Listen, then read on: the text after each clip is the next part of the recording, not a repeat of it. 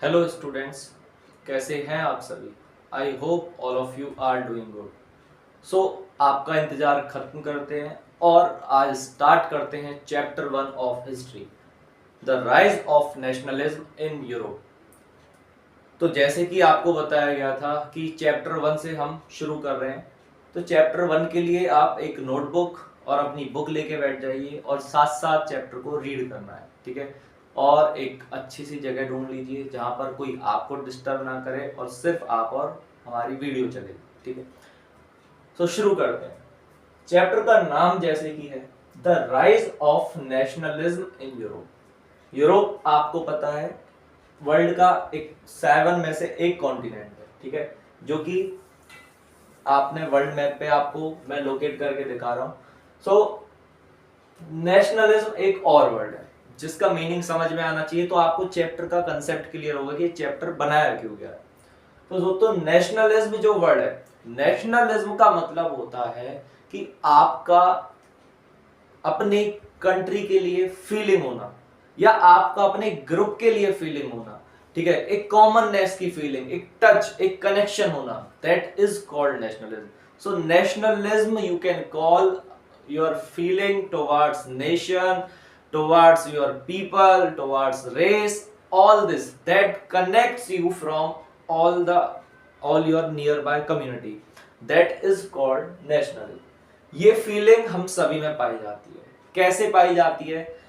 ये फीलिंग हमारे अंदर है कि हमें दिखाई देता है, हम बहुत सारे इवेंट पर व्यक्त करते हैं। जैसे कि आप देखते हो जब इंडिया क्रिकेट मैच जीतता है तो हम सभी पटाखे फोड़ते हैं, हम सभी खुश हो जाते हैं, जबकि हमें कुछ नहीं मिल रहा होता। क्यों ऐसा होता है? क्योंकि हमें लगता है कि हमारे देश ने कुछ जीता है, हमारे लोगों ने कुछ जीता है, या हमारे किसी सोल्जर की डेथ होती है तो हम सभी परेशान होते हैं, हम सभी दुखी होते हैं। क्यों? क्योंकि हमें लगता है कि हमारा कुछ लॉस हुआ है। ये लॉस ये क्यों फील होता है? Because of the feeling of nationalism, कि हम सभी वो चीज फील करते हैं कि हमारा हमारी कंट्री से कोई रिलेशन है। ये फीलिंग जो आज है ये ऐसा नहीं था कि हमेशा से ये चीजें थी। क्यों नहीं था? क्योंकि ये फीलिंग राइज होती है 18th सेंचुरी में। 18th सेंचुरी में ये फीलिंग यूरोप में राइज होती है और फिर यूरोप की कंट्रियों से होते हुए ये पूरे वर्ल्ड में फैलती है। इसी को हमें समझना है कि ये फीलिंग आई कहां से, हमारे अंदर ये जो फीलिंग है ये कैसे आई। यही आपका चैप्टर का इंट्रोडक्शन है और इसी को हमको पढ़ना है। क्योंकि इस फीलिंग के बेस पर पहले दोस्तों कंट्रियां ऐसी नहीं थी जैसी आज की सिचुएशन में है, प्लस लोग इतने कनेक्ट फील नहीं करते थे जितने आज फील करते हैं। फॉर एग्जाम्पल पहले की जो कंट्रियां होती थी वहां पर राजा रूल कर रहे हैं, राजा के अंदर बहुत सारी कम्युनिटियां रह रही हैं, ठीक है, बहुत सारे अलग अलग ग्रुप रह रहे हैं, अलग अलग लैंग्वेज बोलने वाले ग्रुप रह रहे हैं, बट वो सारे लोग अपने आप को एक नहीं मानते थे। लेकिन आज के टाइम में कैसा है, अगर एक गवर्नमेंट है, एक किंगडम है, तो एक एम्पायर, मतलब अगर एक कंट्री है तो वो सब अपने आप को एक मानते हैं। ये क्यों मानते हैं? Because of that feeling. So ये फीलिंग यूरोप में राइज हुई और यूरोप की इस फीलिंग की वजह से बहुत सारी नई नई कंट्रियों का ओरिजिन हुआ, जिसके बारे में हम जानेंगे, ठीक है। कैसे फ्रांस में चेंजेस आए, कैसे जर्मनी नाम की कंट्री का राइज हुआ, ठीक है, जो कि पहले एग्जिस्ट ही नहीं करती थी, और भी बहुत सारी छोटी मोटी कंट्रियां यहाँ पर राइज होती हैं। सो ये आपके चैप्टर का इंट्रोडक्शन है, ठीक है। अब मैं आपको सीरीज वाइज चैप्टर से शुरू कर रहा हूँ। तो स्टूडेंट्स जैसे कि आपको दिखाई दे रहा है ये आपके चैप्टर का फर्स्ट पेज है। यहाँ पर एक इमेज बनी हुई है।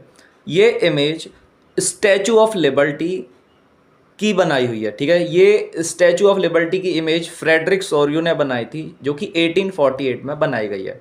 इसमें बहुत सारे लोग आपको मार्च करते हुए दिखाई दे रहे हैं। ये सारे लोग कंट्रियों का फ्लैग लेकर आगे बढ़ रहे हैं, तो हम ये कह सकते हैं कंट्रियों को रिप्रेजेंट कर रहे हैं।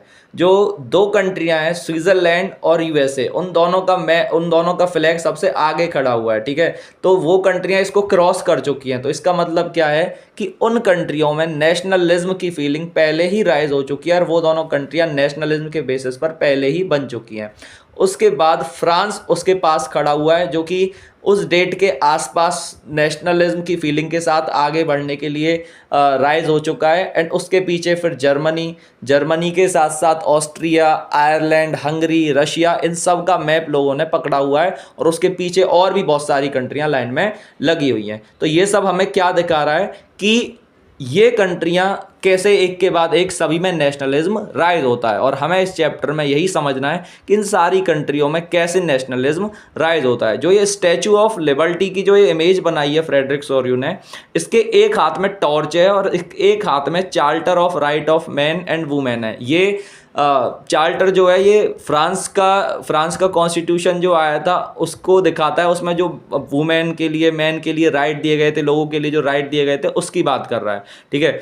एंड जो हाथ में टॉर्च पकड़ी हुई है, वो टॉर्च एनलाइटनमेंट का सबूत है कि लोग अब राइज हो रहे हैं, लोगों का माइंडसेट, मतलब लोगों का माइंडसेट डेवलप हो रहा है, उनमें एनलाइटनमेंट आ रही है, उनमें थोड़ा सा बुद्धि आ रही है, हम ये कह सकते हैं, ठीक है।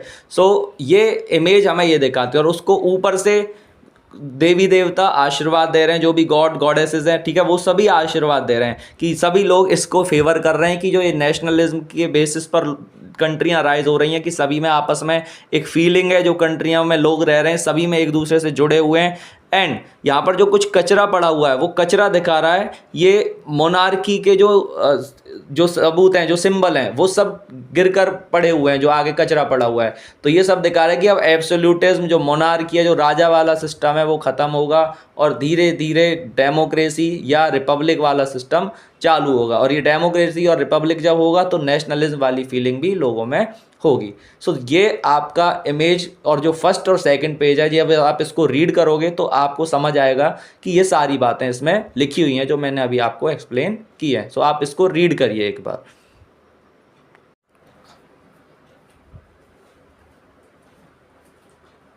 सो स्टूडेंट्स, यहाँ पर आपके चैप्टर फर्स्ट में स्टार्टिंग पेज पे एक इमेज बनाई हुई है जो कि फ्रेडरिक सोर्यू ने बनाई है। ये इमेज बनाई गई थी 1848 में, ठीक है। ये एक इमेजिनरी उसकी कल्पना थी, या आप कह सकते हैं उसका जो वास्तव में जो प्रिंट था वो एक इमेजिनरी प्रिंट था, ठीक है। उसमें उसने दिखाया है स्टैचू ऑफ लिबर्टी को, ठीक है। स्टैचू ऑफ लिबर्टी जिसने एक हाथ में टॉर्च पकड़ी हुई है, एक हाथ में right of charters of man and women है। जो टॉर्च है वो प्रतीक है एनलाइटनमेंट का, जो right of charter of man and women है वो है कुछ राइट्स की, लोगों को कुछ राइट मिलने वाले हैं, ठीक है, राइट होंगे लोगों के पास, वो उसका प्रतीक है। उसके सामने से बहुत सारी कंट्रियां गुजर रही हैं, जिसमें से यूएसए और स्विट्जरलैंड उसको क्रॉस कर चुकी हैं। France, Germany, Austria, Ireland, Hungary, Russia, ये सब उसकी लाइन में लगी हुई है, ठीक है। एंड फ्रांस उसके बिल्कुल टच में खड़ी हुई है, क्योंकि 1848 के आसपास वहां पर भी नेशनलिज्म का राइज हो चुका था, उससे पहले ही हो चुका था, लेकिन यहाँ पर वो नेशनलिज्म के बेसिस पर एक कंट्री बनने की प्रोसेस में आ चुकी थी, ठीक है। सो ये इमेज क्या दिखा रही है?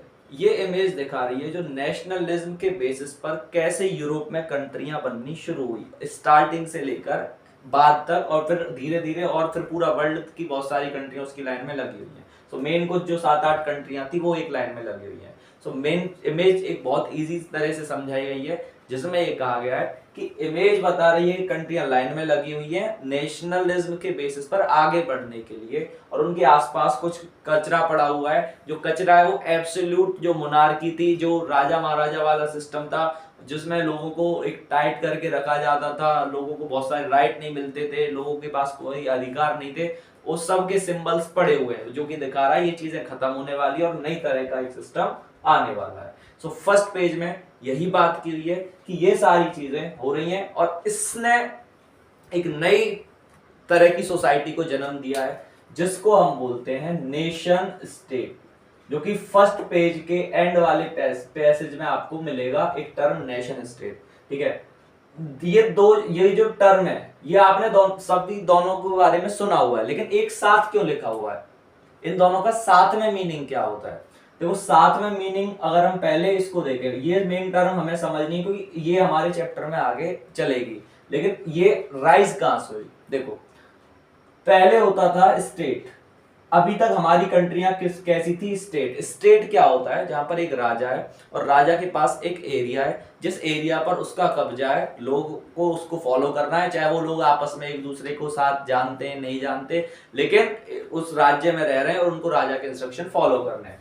बट एक टर्म आती है नेशन। नेशन का मतलब होता है, जैसे हम ये वर्ड चैप्टर पढ़ने नेशनलिज्म, इससे रिलेट कर सकते हो आप, जो अभी आपको समझाया गया है। नेशन जहां पर होता है वहां पर पर्पस एरिया से नहीं है, वहां पर फीलिंग से पर्पस है कि लोग जो रह रहे हैं वो आपस में एक कॉमननेस की फीलिंग है, चाहे वो किसी के अंडर में ही क्यों न रह रहे हो, लेकिन उनके अंदर एक कॉमननेस की फीलिंग है। तो ये हम एक एग्जांपल से समझ सकते हैं। जैसे जब ब्रिटिशर्स हमारे देश में रूल कर रहे थे तो उस टाइम पे बहुत सारी रियासतें थी, तो राजा महाराजा थे, तो उनको हम स्टेट बोलते हैं रियासतों को, ठीक है। स्टेट्स थे बहुत सारे, क्यों? क्योंकि एक राजा था, उसके पास बाउंड्री थी और लोग रह रहे थे उस बाउंड्री के अंदर, एक टेरिटरी थी उसके अंदर लोग रह रहे थे, ठीक है। सो वो हो गया एक स्टेट। लेकिन इंडिया ब्रिटिशर्स के टाइम पर नेशन भी था। नेशन कैसे था कि लोगों में फीलिंग थी, बहुत सारे लोग राइज हो रहे थे, लोग अपने देश अपने आपको ब्रिटिशर से आजाद कराने के लिए अपने आप को कॉमन समझ रहे थे कि हम सभी एक चीज से परेशान है, वो है ब्रिटिशर। सो वो थी, नेशन भी था इंडिया उस समय, क्योंकि फीलिंग थी, नेशन की भी फीलिंग थी। लेकिन इंडिया उस टाइम पे नेशन स्टेट नहीं था। नेशन स्टेट क्या होता है, जहां पर ये दोनों का मिक्स जो डेफिनेशन है, मतलब दोनों की फीचर हमें देखने को मिले कि वहां पर लोग जो रह रहे हैं प्लस जो इंस्टीट्यूशन है, सारे लोग सभी मिलजुल कर रह रहे हैं। जो राजा भी है वो भी उसी कॉमन आइडेंटिटी से बिलोंग करता है, सभी लोग कॉमन हिस्ट्री शेयर कर रहे हैं, सभी लोग कॉमन कल्चर शेयर कर रहे हैं। ये जैसे अब हमारे देश की जो गवर्नमेंट है, जो लीडर्स बनते हैं, जो रिलीजन के बेसिस पर सभी लोग सेम होते हैं, उनकी भी सेम हिस्ट्री रही है, हमारी जो कॉमन ग्रुप है उनकी भी सेम हिस्ट्री रही है। सो वो है नेशन स्टेट। एक बार इसको दोबारा रिवाइज करते हैं। स्टेट का पर्पस है केवल बाउंड्री से, बाउंड्री है और लोग है वहां पर और कोई लेना देना नहीं है। नेशन का पर्पस है फीलिंग, फीलिंग से, फीलिंग ऑफ पीपल, कि लोगों की फीलिंग से, कि लोग आपस में क्या फील कर रहे हैं, लोग कॉमननेस, कनेक्टेडनेस, ये सब फील कर रहे हैं, तो ये नेशन है। नेशन स्टेट जहां पर फीलिंग भी है प्लस बाउंड्रीज दोनों है, कि लोग एक एरिया में रह रहे हैं प्लस वो कनेक्टेड भी है, आपस में मिलजुल कर भी रह रहे हैं, गवर्नमेंट भी वो रूल कर रहे हैं जो कॉमन ग्रुप है उसमें से ही रूलर भी है। ये सब हो गया नेशन स्टेट। तो स्टेट में बाउंड्री होगी, लोगों में फीलिंग हो ना हो, अलग ले रहे हैं, उससे कोई लेना देना नहीं है।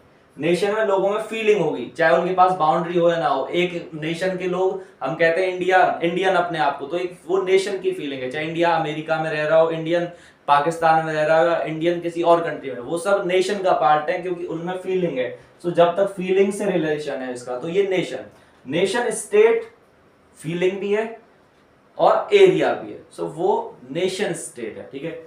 ये चैप्टर आपको यही समझने में मदद करेगा कि ये नेशन स्टेट कैसे बने, क्योंकि पहले सभी स्टेट थे, नेशन था ही नहीं। स्टेट्स में नेशन की फीलिंग राइज हुई और ये स्टेट प्लस नेशन मिलकर बना नेशन स्टेट।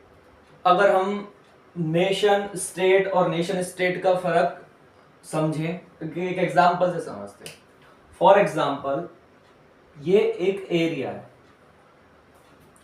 इस एरिया में एक राजा का रूल है, ठीक है। यहां पर बहुत सारे ग्रुप रहते हैं, बहुत सारे ग्रुप रहते हैं, ठीक है, बहुत सारे ग्रुप यहां पर रहते हैं, अलग अलग ग्रुप रह रहे हैं, राजा है, तो हम इसको क्या बोलेंगे? इसको हम बोलेंगे स्टेट। क्यों? क्योंकि यहां पर स्टेट का फीचर है, एक बाउंड्री है, लोग आपस में कॉमन नहीं है, उनमें आपस में कोई फीलिंग नहीं है, ठीक है। राजा है, रूल कर रहा है, लोगों को ये पता है कि हमें राजा के इंस्ट्रक्शन फॉलो करने हैं, इस वजह से हम साथ में रह रहे हैं और कोई लेना देना नहीं है। डिफरेंट एक एरिया है, यहाँ पर कोई बाउंड्री नहीं है बट यहाँ पर लोग रह रहे हैं, या फिर यहाँ पर जो लोग रह रहे हैं वो सभी कॉमन है, इसको हम बोलेंगे नेशन। क्यों? क्योंकि सभी में एक फीलिंग है, इनका कोई बाउंड्री से लेना देना नहीं है, ठीक है। यहां पर भी मान लो अगर एक कॉमन ग्रुप है जो आपस में कॉमन हिस्ट्री शेयर कर रहा है, तो इसको भी हम नेशन बोल सकते हैं, क्योंकि कॉमन जो लोग हैं उस ग्रुप के लिए रेफर किया जाएगा कि वो आपस में नेशन का पार्ट है, ना कि पूरे बाउंड्री के लिए, ठीक है।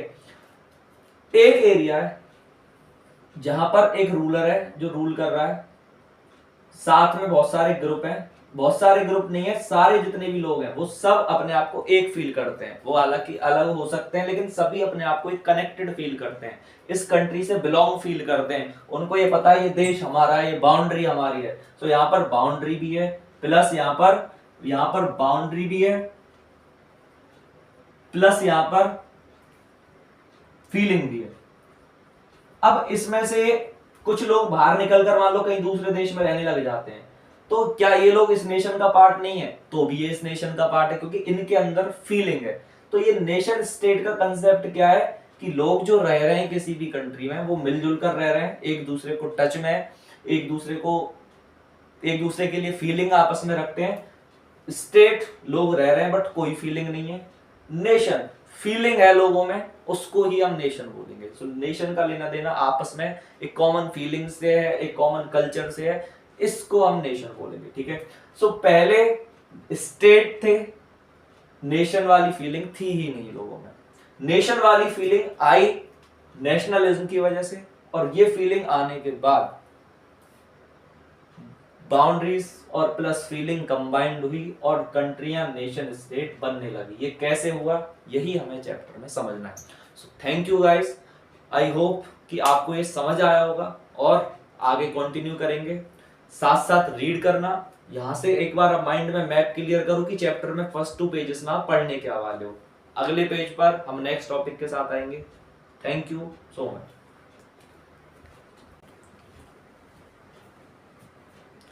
गुड मॉर्निंग स्टूडेंट्स, कैसे हैं आप सभी। मैं विशाल गुप्ता अपने चैनल एजुकेशन वायर के साथ लेकर आ रहा हूं part 2 of chapter rise of nationalism in Europe. इस पार्ट का नाम है the French revolution and the idea of nation. ये आपका 3rd, 4th, 5th page cover कर रहा है ये टॉपिक। इस टॉपिक में हम दोस्तों मेनली 3 बातें समझने वाले हैं। पहला फ्रेंच रिवॉल्यूशन, इसको थोड़ा सा डिस्कस करेंगे। फिर सेकंड टॉपिक जो है कि इस रिवॉल्यूशन से कैसे आइडिया ऑफ नेशन आया, नेशन का आइडिया कैसे राइज हुआ। उसके बाद नेपोलियनिक कोड डिस्कस करेंगे। नेपोलियन का फ्रेंच रिवॉल्यूशन में नाम आया था, क्या रिलेशन है, मैं थोड़ा सा डेट को भी एक्सप्लेन करूंगा। फिर नेपोलियन ने कौन सा कोड दिया जिसकी वजह से, जिसका रिलेशन नेशन के साथ है थोड़ा सा, और बाकी उसने भी सिमिलरिटी लाने की कोशिश की। तो दोस्तों शुरू करते हैं। पहला टॉपिक फ्रेंच रिवॉल्यूशन।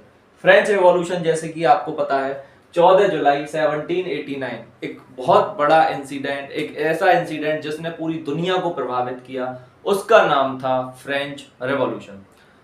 इस रिवॉल्यूशन को आपने क्लास 9th में पढ़ा है, बट मैं इसको एक शॉर्ट में समराइज करके बता रहा हूं क्योंकि इस चैप्टर की कुछ इवेंट्स आगे आने वाले टॉपिक्स में काम आएंगे आपके। सो देखिए दोस्तों, 14 जुलाई 1789 को जो रिवॉल्यूशन हुआ उसमें एक बहुत बड़ा चेंज क्या आया कि राजा ने नेशनल असेंबली को रिकॉग्नाइज कर दिया। अब वो असेंबली एज ए पार्लियामेंट की तरह काम कर रही थी। So king recognise national assembly after the French revolution. वो असेंबली पार्लियामेंट की तरह, अब राजा की पावर लिमिटेड हो गई, पार्लियामेंट के पास में भी कुछ पावर थी, नेशनल असेंबली के पास में कुछ पावर थी, राजा को बहुत सारे फैसले इससे पूछकर लेने पड़ते थे। तो ये एक बहुत बड़ा चेंज आया फ्रांस में। ठीक है। 1791 में फ्रांस में कॉन्स्टिट्यूशन लागू हो जाता है। जो नेशनल असेंबली थी उसने रिवॉल्यूशन से पहले ही शपथ ली थी, अगर आपको याद हो टेनिस कोर्ट वाला इंसिडेंट जो हुआ था कि हम संविधान जब तक नहीं बनाएंगे तब तक हम उस कोर्ट से बाहर नहीं निकलेंगे। तो वो संविधान 1791 में बनकर तैयार हुआ और फ्रांस में ये संविधान लागू हो गया। इस संविधान को लागू होने के बाद अब फ्रांस, जो कि पहले मोनार्की था, राजा का शासन था, वहां पर अब कॉन्स्टिट्यूशनल मोनार्की आ जाती है। राजा के साथ साथ संविधान भी आ जाता है। इसमें बहुत सारे राइट्स मिलते हैं लोगों को, इक्वलिटी की बातें होती हैं, लिबर्टी की बातें होती हैं, फ्रीडम की बातें होती हैं। ये सारी चीजों ने भी आइडिया ऑफ नेशन को राइज करने में हेल्प की और जो नेशनलिज्म हमारा चैप्टर है उसमें हेल्प की। अभी उसको हम समझेंगे जब ये हमारा सेकंड टॉपिक आएगा। इसके बाद फ्रांस में क्या होता है, इसके बाद राजा को 1792 में गिरफ्तार कर लिया जाता है और 93 में आकर एग्जीक्यूट कर दिया जाता है। ठीक है। सो 1792 में राजा को गिरफ्तार करके 1793 के अर्ली उसमें जनवरी में ही एग्जीक्यूट मतलब मार दिया जाता है। उसके बाद फ्रांस में एक रिपब्लिक बन जाता है, अब राजा के शासन से हटकर रिपब्लिक। तो वो कंट्री जिसमें राजा का शासन था, राजा का शासन खत्म होता है और एक रिपब्लिक टाइप की गवर्नमेंट आ जाती है। रिपब्लिक का मतलब होता है जिसमें हेड ऑफ द स्टेट एक इलेक्टेड पर्सन है। 1793 से 94 आपको पता है जैकोबिन क्लब का रूल रहता है, जिसका लीडर मैक्सिमिलियन रॉबेस्पियर वो रूल करता है। वो एक आतंक, मतलब उसके रूल में बहुत आतंक रहता है, क्योंकि उसके खिलाफ जो भी जाता है उसको वो मार देता है। सो रेन ऑफ टेरर। उसके बाद जब ये हटता है, इसको भी हटा दिया जाता है क्योंकि लोग इसको पसंद नहीं कर रहे होते। तो 1795 से 99 तक फ्रांस में डायरेक्टरी रूल करती है। डायरेक्टरी क्योंकि अब पावर एक के हाथ में ना होकर 5 लोगों के हाथ में दी जाती है, तो मतलब अब 5 हेड हैं स्टेट के, तो 5 लोग रूल करते हैं। वो जो डायरेक्टरी के हेड होते हैं वो देश को चलाते हैं। ये इसको बोलते हैं हम rule of directory in France. 1799 में जो नेपोलियन नाम का एक पर्सन है वो इस डायरेक्टरी में आ जाता है। धीरे धीरे वो सारी पावर कैप्चर कर लेता है एंड वो मतलब डायरेक्टरी में भी टॉप वाली पोजीशन पे रहता है। एंड 1804 में आकर वो इस डायरेक्टरी को हटा देता है और अपने आप को राजा अनाउंस कर देता है। सो इन 1804 Napoleon announces himself he became king. जब ये किंग बन जाता है, ये अपने आप को किंग अनाउंस कर देता है, तो ये कुछ चीजें फ्रांस में लेकर आता है, कुछ चेंजेस लेकर आता है, उसी को बोलते हैं हम नेपोलियनिक कोड। इस पर आपका एक क्वेश्चन आता है बोर्ड में, बहुत इंपॉर्टेंट टॉपिक है नेपोलियनिक कोड। इस पर भी क्वेश्चन आता है और आइडिया ऑफ द नेशन भी इंपॉर्टेंट टॉपिक है, ठीक है। इसके बाद फ्रांस में कुछ चीजें होती हैं, ये टॉपिक आपके आने वाले चैप्टर में काम आएंगे, जरा शॉर्ट में समझ लेना इसको। कि 1815 में इसको हरा दिया जाता है नेपोलियन को, क्योंकि इसका सपना रहता है पूरे यूरोप पर कब्जा करने का, तो बहुत सारी कंट्रियां इसके खिलाफ रहती हैं। इसको देखेंगे हम आगे कि कैसे हराया जाता है। और दोबारा से जो बर्बन डायनेस्टी थी, जिसका किंग को हटाकर यहाँ से जो लुइस 16 था, जिसको किंग को हटाया जाता है, उसी डायनेस्टी के किंग को दोबारा रिस्टोर कर दिया जाता है पावर में। नया किंग होता है, वो पुराना वाला किंग नहीं होता, ठीक है। उसके बाद 1830 में एक फिर से रिवॉल्यूशन होता है फ्रांस में। 3 मेन रिवॉल्यूशन होते हैं, एक 1789, एक 1830 और एक 1848। तो 1830 वाला जो रिवॉल्यूशन होता है उसमें बर्बन किंग को ही रिस्टोर कर दिया जाता है। 1815 वाले में बर्बन किंग को, और 1830 वाले में जो किंग होता है उसके किसी कजन को, वो थोड़ा सा लिबरल होता है। लेकिन इससे पहले वाला जो किंग होता है वो थोड़ा सा कंजर्वेटिव माइंड का होता है, वो थोड़ा डिवाइन राइट में या कह सकते हो आप तानाशाही वाले शासन में ज्यादा बिलीव करता है, इसलिए उसको हटा दिया जाता है और एक नए किंग को लाया जाता है। वो किंग फिर रूल करता है। 1848 में उस लिबरल किंग को भी हटाया जाता है, जो लुइस फिलिप लिबरल किंग है उसको भी हटा दिया जाता है। और आफ्टर 1848 फ्रांस एक प्रेसिडेंट को इलेक्ट करता है और दोबारा से रिपब्लिक बन जाता है। जो कि यहाँ पर रिपब्लिक बना था एक बार, वो यहाँ पर दोबारा से रिपब्लिक बन जाता है।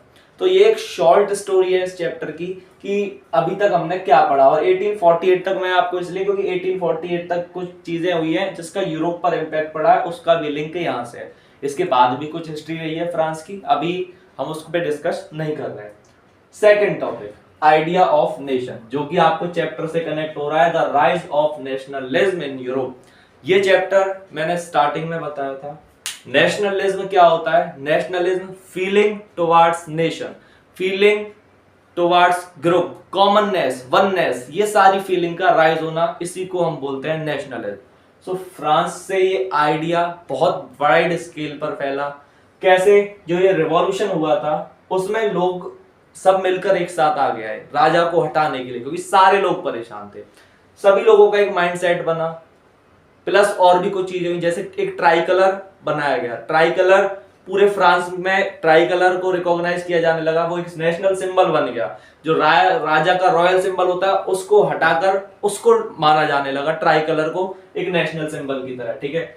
लोगों को कॉमननेस की भावनाएं प्रमोट की गई, लोगों में एकजुटता लाने की कोशिश की गई, ठीक है। थॉट्स में एकजुटता लाने की कोशिश की। जब रिवॉल्यूशन हुआ तो सारी क्लासेस को खत्म कर दिया। जो first estate, second estate, third estate का सिस्टम था, क्लर्जी, नोबिलिटी, कॉमन पीपल, सबको हटा दिया एंड सारे प्रिविलेजेस खत्म कर दिए जिन जिन लोगों को स्पेशल राइट दिए हुए थे। तो इन सब से क्या लाने की कोशिश की गई? कॉमननेस, ठीक है। और यही नेशनलिज्म का पार्ट है। अगर कॉमननेस आ रही है, वननेस आ रही है, सभी लोग एक हो रहे हैं, वही नेशनलिज्म है। तो सभी लोगों में एकजुटता वाली फीलिंग आ रही है ना। सो आइडिया ऑफ नेशन यहां से राइज होता है। और भी बहुत सारी चीजें हुई, जैसे सिटीजन्स नाम का चीज लॉन्च की गई, जिसमें कि अब एस्टेट वाला चीज हटाकर सिटीजन, सबको सिटीजन माना जाने लगा, ठीक है।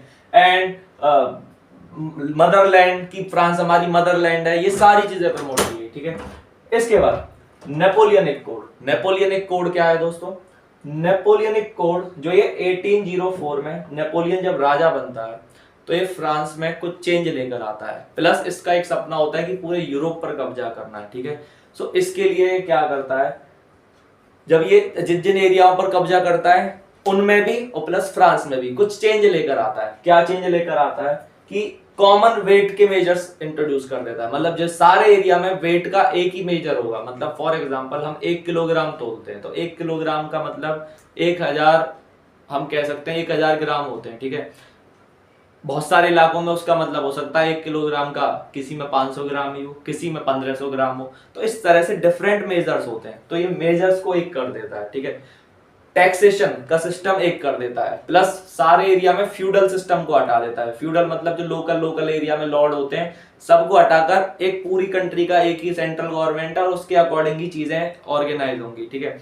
प्लस और भी बहुत सारी चीजें चेंज लाने की, जैसे गिल्ड रिस्ट्रिक्शन हटा दिया, टैक्स मतलब जो ट्रेड पर टैक्स लगता है उसको हटा दिया, बहुत सारी करेंसी वगैरह को भी सिमिलर करने की कोशिश की गई। तो इतने सारे चेंज लाने की कोशिश की गई and these changes were called Napoleonic code, जो कि आपका तीसरा टॉपिक है। तो फर्स्ट 3 पेजेस में आपको यही पढ़ना था। एंड ये जो चेंजेस रहते हैं, इस चेंजेस को बहुत सारे लोग एक्सेप्ट करते हैं, उसको नेपोलियन को अपना लीडर मानते हैं और मानते हैं कि ये जो नेपोलियन है ये पॉजिटिव हमारे लिए होगा। तो बहुत सारे लोग इसको एक्सेप्ट भी करते हैं, बट कुछ लोग इसके अगेंस्ट भी होते हैं, क्योंकि नेपोलियन कोड को कुछ लोग पसंद इसलिए भी नहीं कर रहे होते क्योंकि इससे क्या होता है, अब जो सभी लोगों को राजा की बात माननी है, लोकल पावर सभी की खत्म हो गई, प्लस सबके ऊपर कंट्रोल आ गया, तो जिस वजह से लोग बहुत ज्यादा इसको पसंद नहीं करते कुछ लोग, ठीक है। तो नेपोलियनिक कोड को कुछ लोग बहुत ज्यादा पसंद करते हैं, कुछ लोग पसंद नहीं भी करते। सो ये नेपोलियनिक कोड है। सो अभी जो आपके 3rd, 4th, 5th पेज है इस चैप्टर का, उसमें ये 3 टॉपिक में डिवाइड करके आप इसको पढ़ोगे तो आपको बेटर समझ आएगा। French revolution, idea of nation and Napoleonic code. दोबारा से एक बार रिवाइज करवा देता हूं। फ्रेंच रिवॉल्यूशन जो कि क्लास 9th में पढ़ा है, उसकी एक शॉर्ट समरी लिख दी है मैंने डेट के साथ, इसके आप शॉर्ट नोट बना लेना ताकि आपको याद रहे।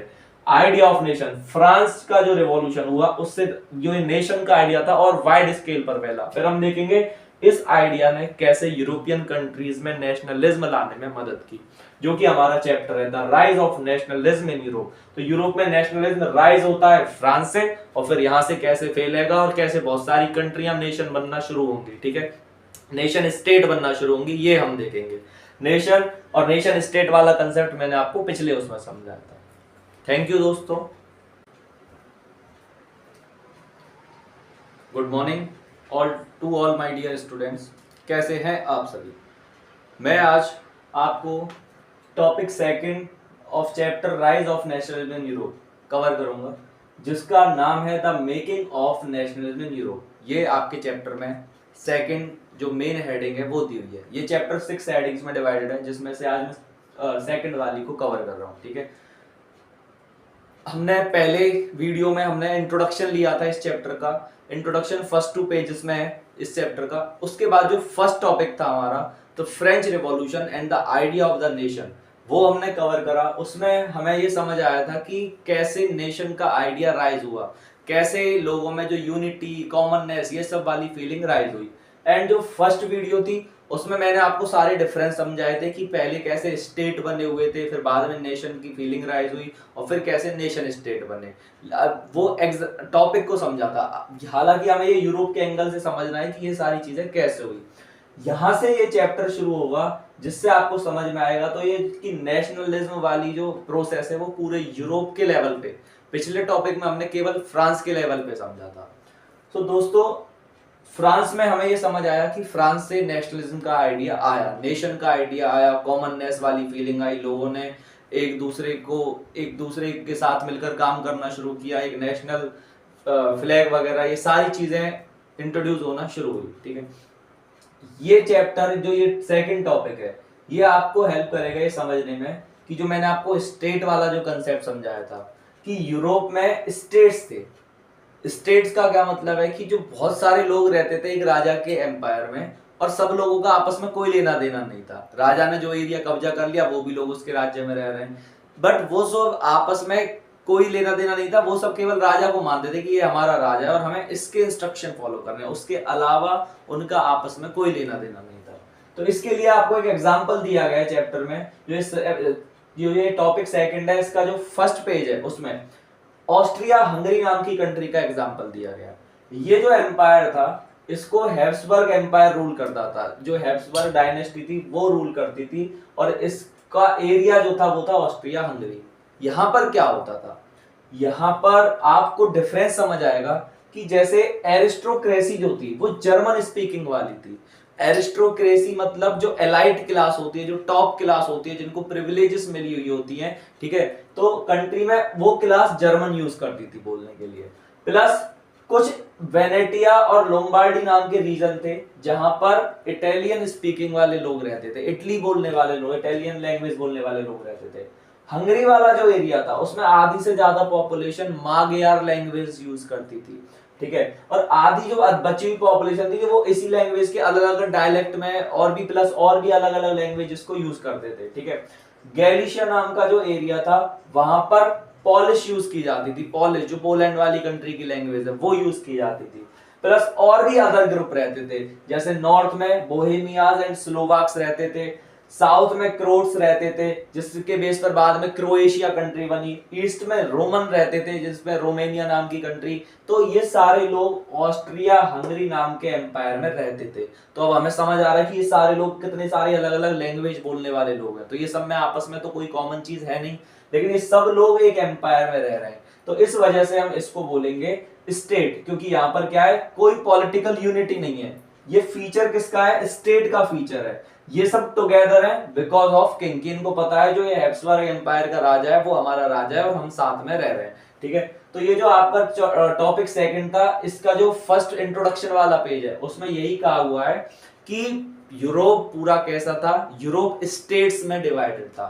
फिर स्टेट्स में कैसे नेशनलिज्म की फीलिंग राइज हुई और कैसे ये चीजें होना शुरू हुई स्टेप बाय स्टेप, इसको ही हमें समझना है। यही हम शुरू से डिस्कस करते आ रहे हैं और यही हमारा चैप्टर है। आप एक बार इसके नोट्स वगैरह साथ साथ बना लेना। मैं बहुत शॉर्ट में चैप्टर समझा रहा हूँ, पहले माइंड मैप क्लियर कर लो कि चैप्टर में है क्या। फिर बुक तो जितनी भी मर्जी आप पढ़ लोगे, वो आराम से टॉपिक हर कंट्री का बहुत डिटेल में बुक लिखी हुई है बहुत सारी, ठीक है। तो आपकी बुक ही नहीं है जो 10th क्लास वाली, लेकिन मेन बात क्या है इसमें हमें कंफ्यूजन नहीं होती कि टॉपिक बहुत सारे एंगल से पढ़ाया जाता है, जिस वजह से थोड़ा सा माइंडसेट में हमें समझने में दिक्कत आती है। तो अपने माइंड में एक बार पूरा chapter step by step clear कर लो शॉर्ट में, तो आपको अच्छे से समझ आए। तो साथियों, जैसे कि हम समझने की कोशिश कर रहे हैं कि यूरोप में नेशनलिज्म की फीलिंग कैसे राइज हुई, तो हमें समझ आ रहा है कि यूरोप में 1700 टू 1800 के आसपास स्टेट्स थे, कोई नेशनल यूनिटी वगैरह ये सारी चीजें नहीं थी। ये चीजें कैसे आना शुरू हुई, ठीक है। सो यूरोप का अगर हम मैप देखें तो यूरोप में क्लासेस को अगर हम बांटे, जो लोग रह रहे थे वहां पर लैंडेड एरिस्टोक्रेसी थी। एरिस्टोक्रेट्स वो लोग जो एलाइट होते हैं, जिनको बहुत सारे प्रिविलेजेस मिले होते हैं, ठीक है। सो उस तरह के लोग रहते थे जिनका बहुत बड़े लैंड पर कब्जा था, मतलब बहुत सारे लोग उनके अंडर में काम करते थे। तो इस तरह के लोग रहते थे जो काफी पैसे वाले लोग थे, ठीक है। सो वो सब लोग रहते थे, प्लस पीजेंट्री रहती थी। ये स्मॉलर थे नंबर में, ये लोग काफी मेजोरिटी में थे। पीजेंट्री मतलब जो किसान जिनके पास छोटी मोटी लैंड है, ये सारे लोग, ठीक है। सो एरिस्टोक्रेसी के बारे में दिया हुआ है हमें बुक में कि वो फ्रेंच यूज करते थे एज ए डिप्लोमेसी की तरह, ठीक है, डिप्लोमेटिक टाइज के लिए, मतलब आपस में बातचीत करने के लिए। और ये पूरे यूरोप की बात हो रही है, पूरे यूरोप की बात हो रही है कि पूरे यूरोप में किस तरह की कंडीशन थी नेशनलिज्म के राइज होने से पहले। तो वहां पर एरिस्टोक्रेसी थी। फ्रांस वो लोग फ्रेंच लैंग्वेज वो यूज करते थे, और वो आपस में मैरिज वगैरह के टाइप से बंधे हुए थे। जैसे एक राज्य के जो एरिस्टोक्रेट ने दूसरे राज्य की एरिस्टोक्रेट लोग से शादी कर ली, ये इस तरह की कंडीशन थी। तो आपस में मैरिज के टाइप से बंधे हुए थे एंड आपस में रिलेशन था सबका, ठीक है। मेजॉरिटी पॉपुलेशन थी वो पीजेंट्री थी, किसान थे वो लोग, ठीक है, उनके पास छोटी लैंड थी, इस तरह के लोग वहां पर रह रहे थे। फिर क्या होता है दोस्तों, ये सोसाइटी का जो स्ट्रक्चर है ये कैसे चेंज होता है, जो कि हमारा सेकंड टॉपिक है 2.1। सेकंड टॉपिक का 2.1 पार्ट है aristocracy and the new middle class.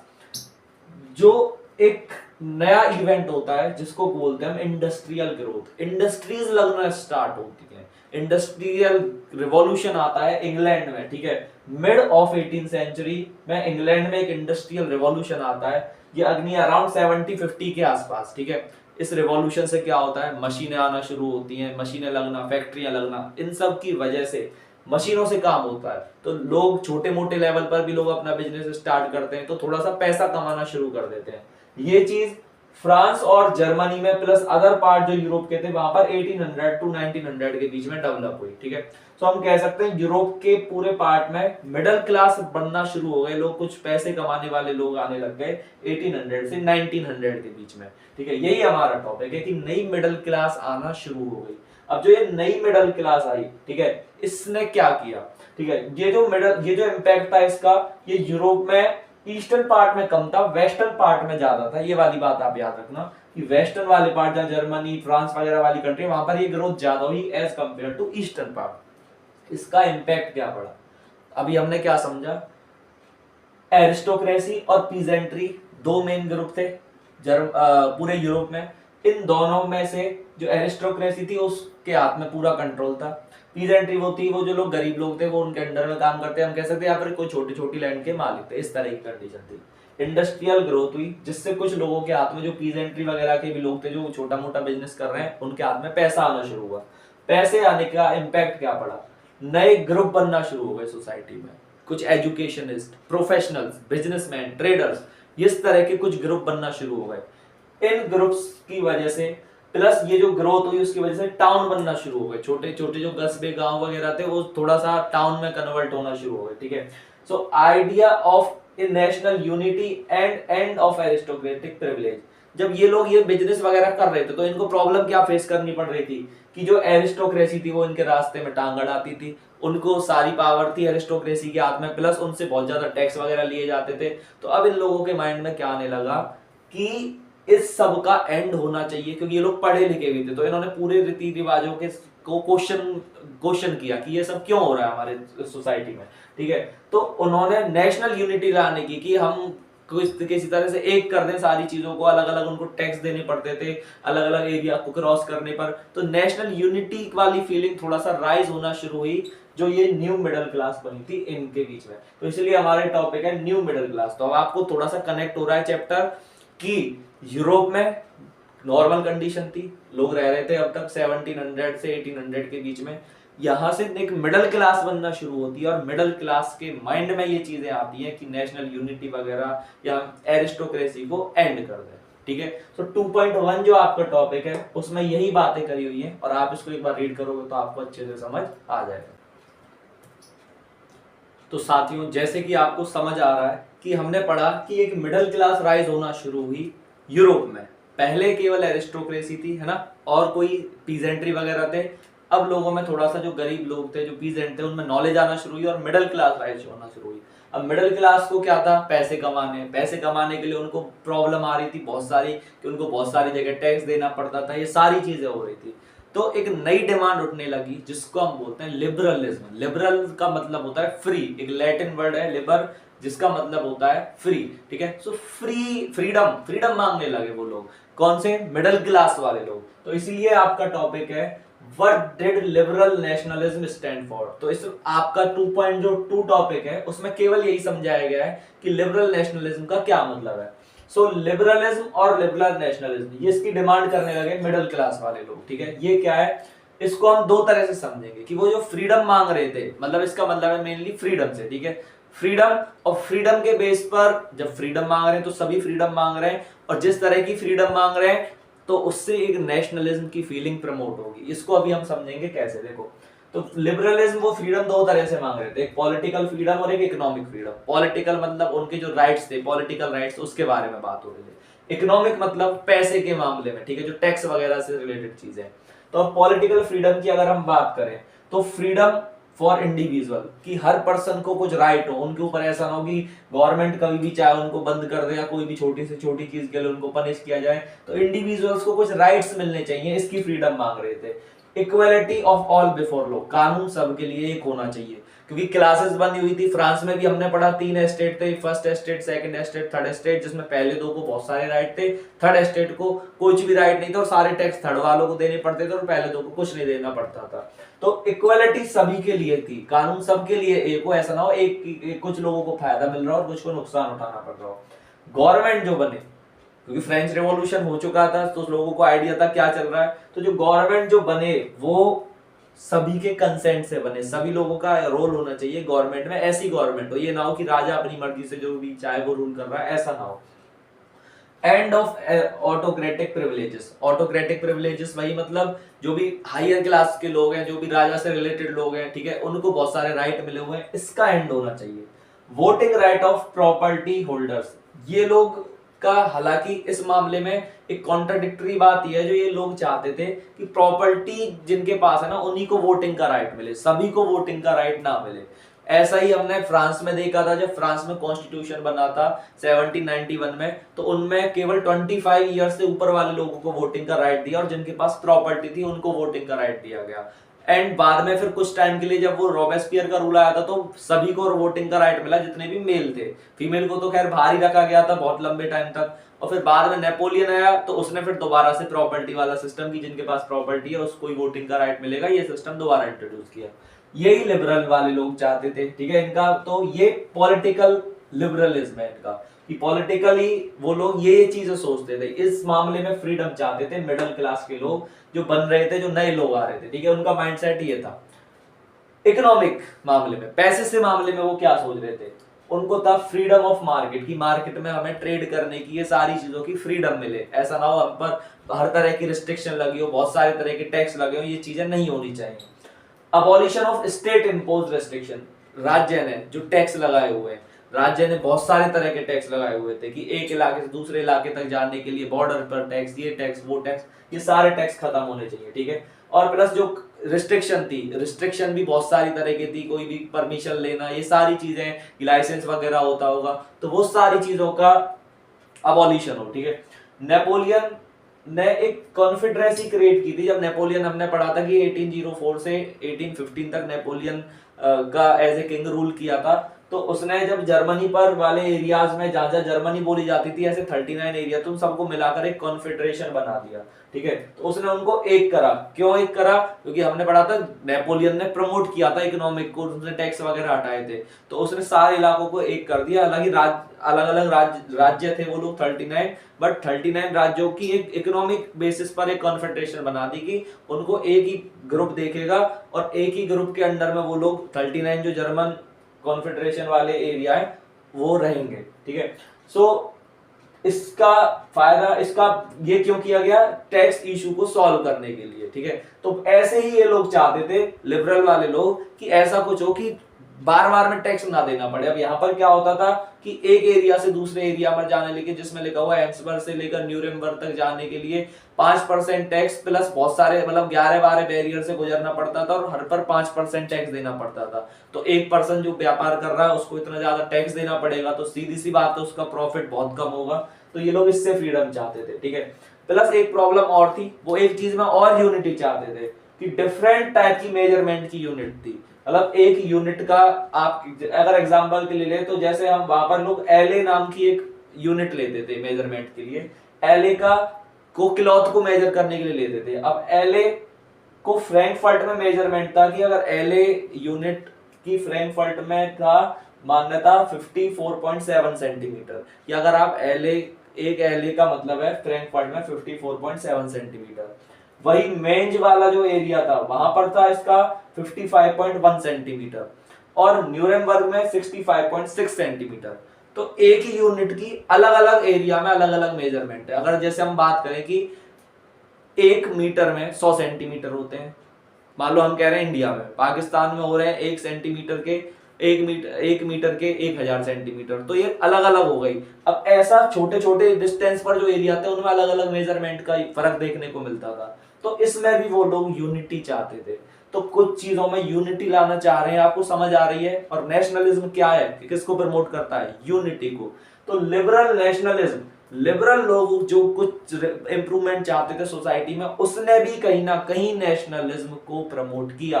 तो इस जो टॉपिक है, आप जब इसको पढ़ोगे तो लिबरल लोग, जो मिडिल क्लास लोग थे, जो मिडिल क्लास लोग जो फ्रीडम चाहते थे, उसने प्रमोट किया नेशनलिज्म को। तो आपको ये टॉपिक यही बताएगा। इसको अच्छे से रीड करोगे तो आपको समझ आएगा, और बोर्ड पे आपने समझा ही है तो इसको एक बार नोट बना लेना, तो कोई प्रॉब्लम।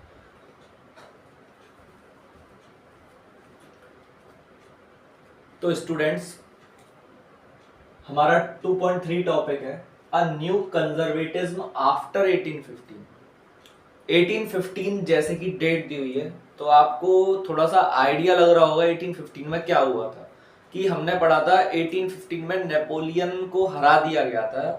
फ्रांस वाले चैप्टर में हमने फ्रेंच रेवोल्यूशन का मैंने जो टाइमलाइन लिखी थी आपकी, जो पिछली वीडियो थी हमारी उसमें, तो उसमें हमें समझ आया था कि नेपोलियन को हरा दिया गया था। तो नेपोलियन को हराने के बाद कैसे कंजर्वेटिज्म आया, ये सारी चीजें देखते हैं। लेकिन अभी जो हमारा फ्लो चल रहा था चैप्टर का, तो आपको ये लग रहा होगा कि सीधा सीधा रिवॉल्यूशन चल रहा है, कि पहले यूरोप कैसा था, सारी केवल एरिस्टोक्रेसी थी और पीजेंट्री थी, मिडिल क्लास राइज हुई और फिर धीरे धीरे सब कुछ चेंज हो गया और नेशनलिज्म आ गया और कंट्रियां बन गई। नहीं, इतना सीधा प्रोसेस नहीं था, बीच में बहुत सारी रुकावटें आई हैं। ठीक है, हमारा जो यूरोप का जो ये चैप्टर है, जब हमने ये पढ़ा कि मिडिल क्लास राइज हो रही थी, नेपोलियन ने भी थोड़ा सा यूनाइट करने की कोशिश की, यूनिटी करने की कोशिश की, है ना। ये सारी चीजें नेशनलिज्म को कहीं ना कहीं प्रमोट कर रही हैं, बट अभी कोई कंट्रियां ऐसी बनी नहीं है नेशनलिज्म के बेसिस पर। ठीक है, नेशनलिज्म की फीलिंग आ रही है लोगों में।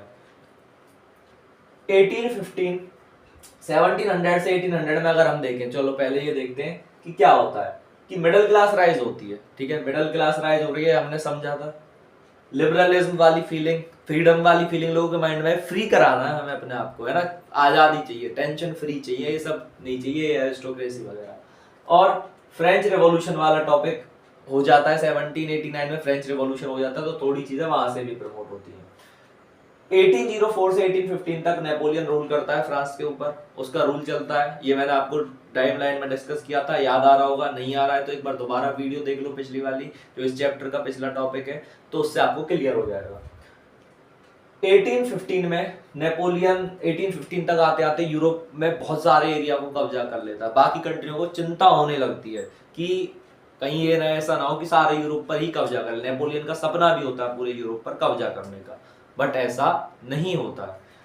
क्या होता है कि 1815 में इसको यूरोपियन जो अदर पावर्स है वो मिलकर हरा देती है, जिसमें मेन पावर थी प्रशिया, ऑस्ट्रिया, जिसमें मेन पावर यहाँ पर Britain, Russia, Prussia and Austria, 4 main power थी। जो ये कंट्रियां मिलकर, ये सारी ऑटोक्रेसी वाली कंट्रियां थी, प्लस जो नेपोलियन भी, हालांकि वैसे तो उसी ऑटोक्रेसी की तरह रूल कर रहा था, लेकिन वो कुछ चीजें चेंज लेकर आ रहा था, तो इन्होंने मिलकर उसको हरा दिया नेपोलियन को।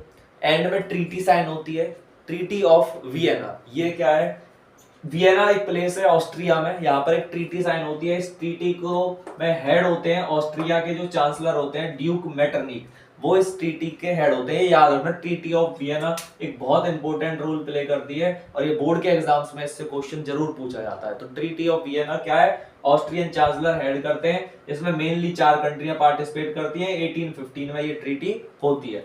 इस ट्रीटी का रिजल्ट क्या निकलता है, मेनली ये ट्रीटी हमें पता है फ्रांस हारा है, फ्रांस पे नेपोलियन का रूल था, बाकी सारी कंट्रियां उसके अगेंस्ट लड़ी रही थी। तो ये सारी कंट्रियां मिलजुल कर कुछ एरिया बांट लेते हैं। फ्रांस ने बहुत सारे एरियाज पर कब्जा करा था, तो उसके एरिया को एक तो लिमिटेड कर देते हैं, फ्रांस अपनी बहुत सारी टेरिटरी लॉस्ट कर देता है। फ्रांस के आसपास ना छोटे छोटे एरिया स्टेट बना दिए जाते हैं, अलग अलग राज्य, ताकि फ्रांस दोबारा से कब्जा करने के लिए लड़ाई झगड़ा आगे बढ़े तो उसको आसपास बहुत सारे राज्य, छोटे मोटे राज्य रोक ले, वो दूर तक आगे ना बढ़ पाए। तो उसके नॉर्थ में नीदरलैंड नाम का कंट्री बना दी जाती है। ठीक है, उसके साउथ में जेनेवा नाम की कंट्री एस्टेब्लिश कर दी जाती है। वेस्ट में तो वहां पर वाटर ही है, ठीक है, तो वाटर बॉडी है, उसमें कोई दिक्कत ही नहीं है वेस्ट में।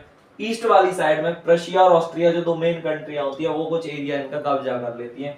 ऑस्ट्रिया जो है वो इटली का, जो आज प्रेजेंट में इटली, उसका नॉर्थ पार्ट पहले फ्रांस के अंडर में होता है जब नेपोलियन के टाइम में, बाद में ऑस्ट्रिया ले लेता है।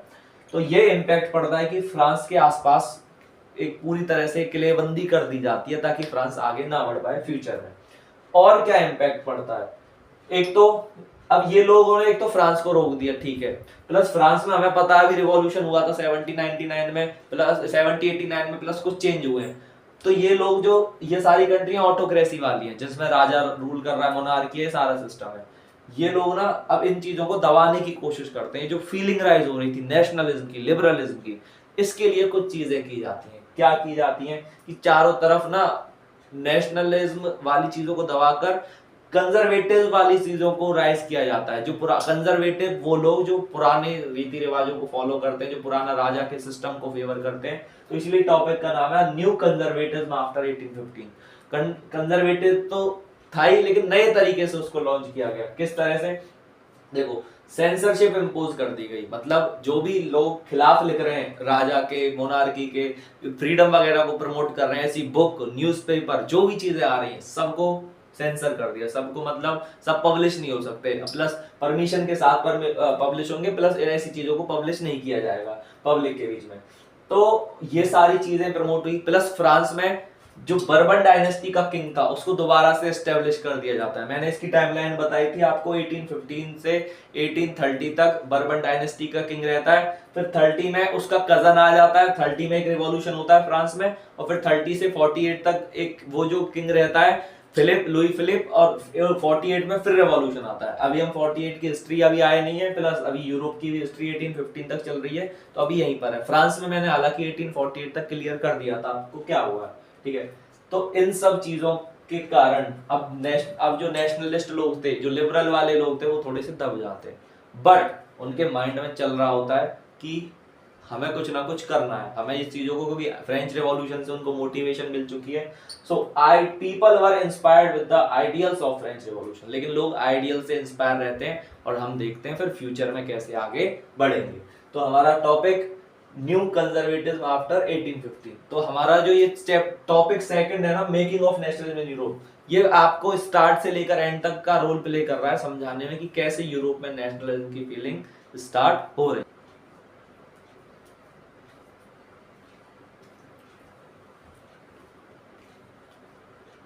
तो दोस्तों हम आ चुके हैं टॉपिक 2.4 पर, द रिवॉल्यूशनरीज टॉपिक का नाम है, ठीक है। सो चैप्टर का सेकंड टॉपिक जो है हमारा the making of nationalism in Europe, उसमें हम पढ़ चुके हैं। उसमें हमने शुरू करा था कि यूरोप कैसा था, फिर उसके बाद हमने कुछ आइडिया लिया कि वहां पर कैसे सोसाइटी बनना शुरू हुई, कैसे लिबरलिज्म आना शुरू हुआ है ना, कैसे ये सारी चीजें आना शुरू हुई। फिर उन लोगों ने कैसे चीजों को प्रमोट किया, फिर कंजर्वेटिव रिजाइम कैसे आई, कंजर्वेटिव लोगों ने उनको कैसे दबा दिया।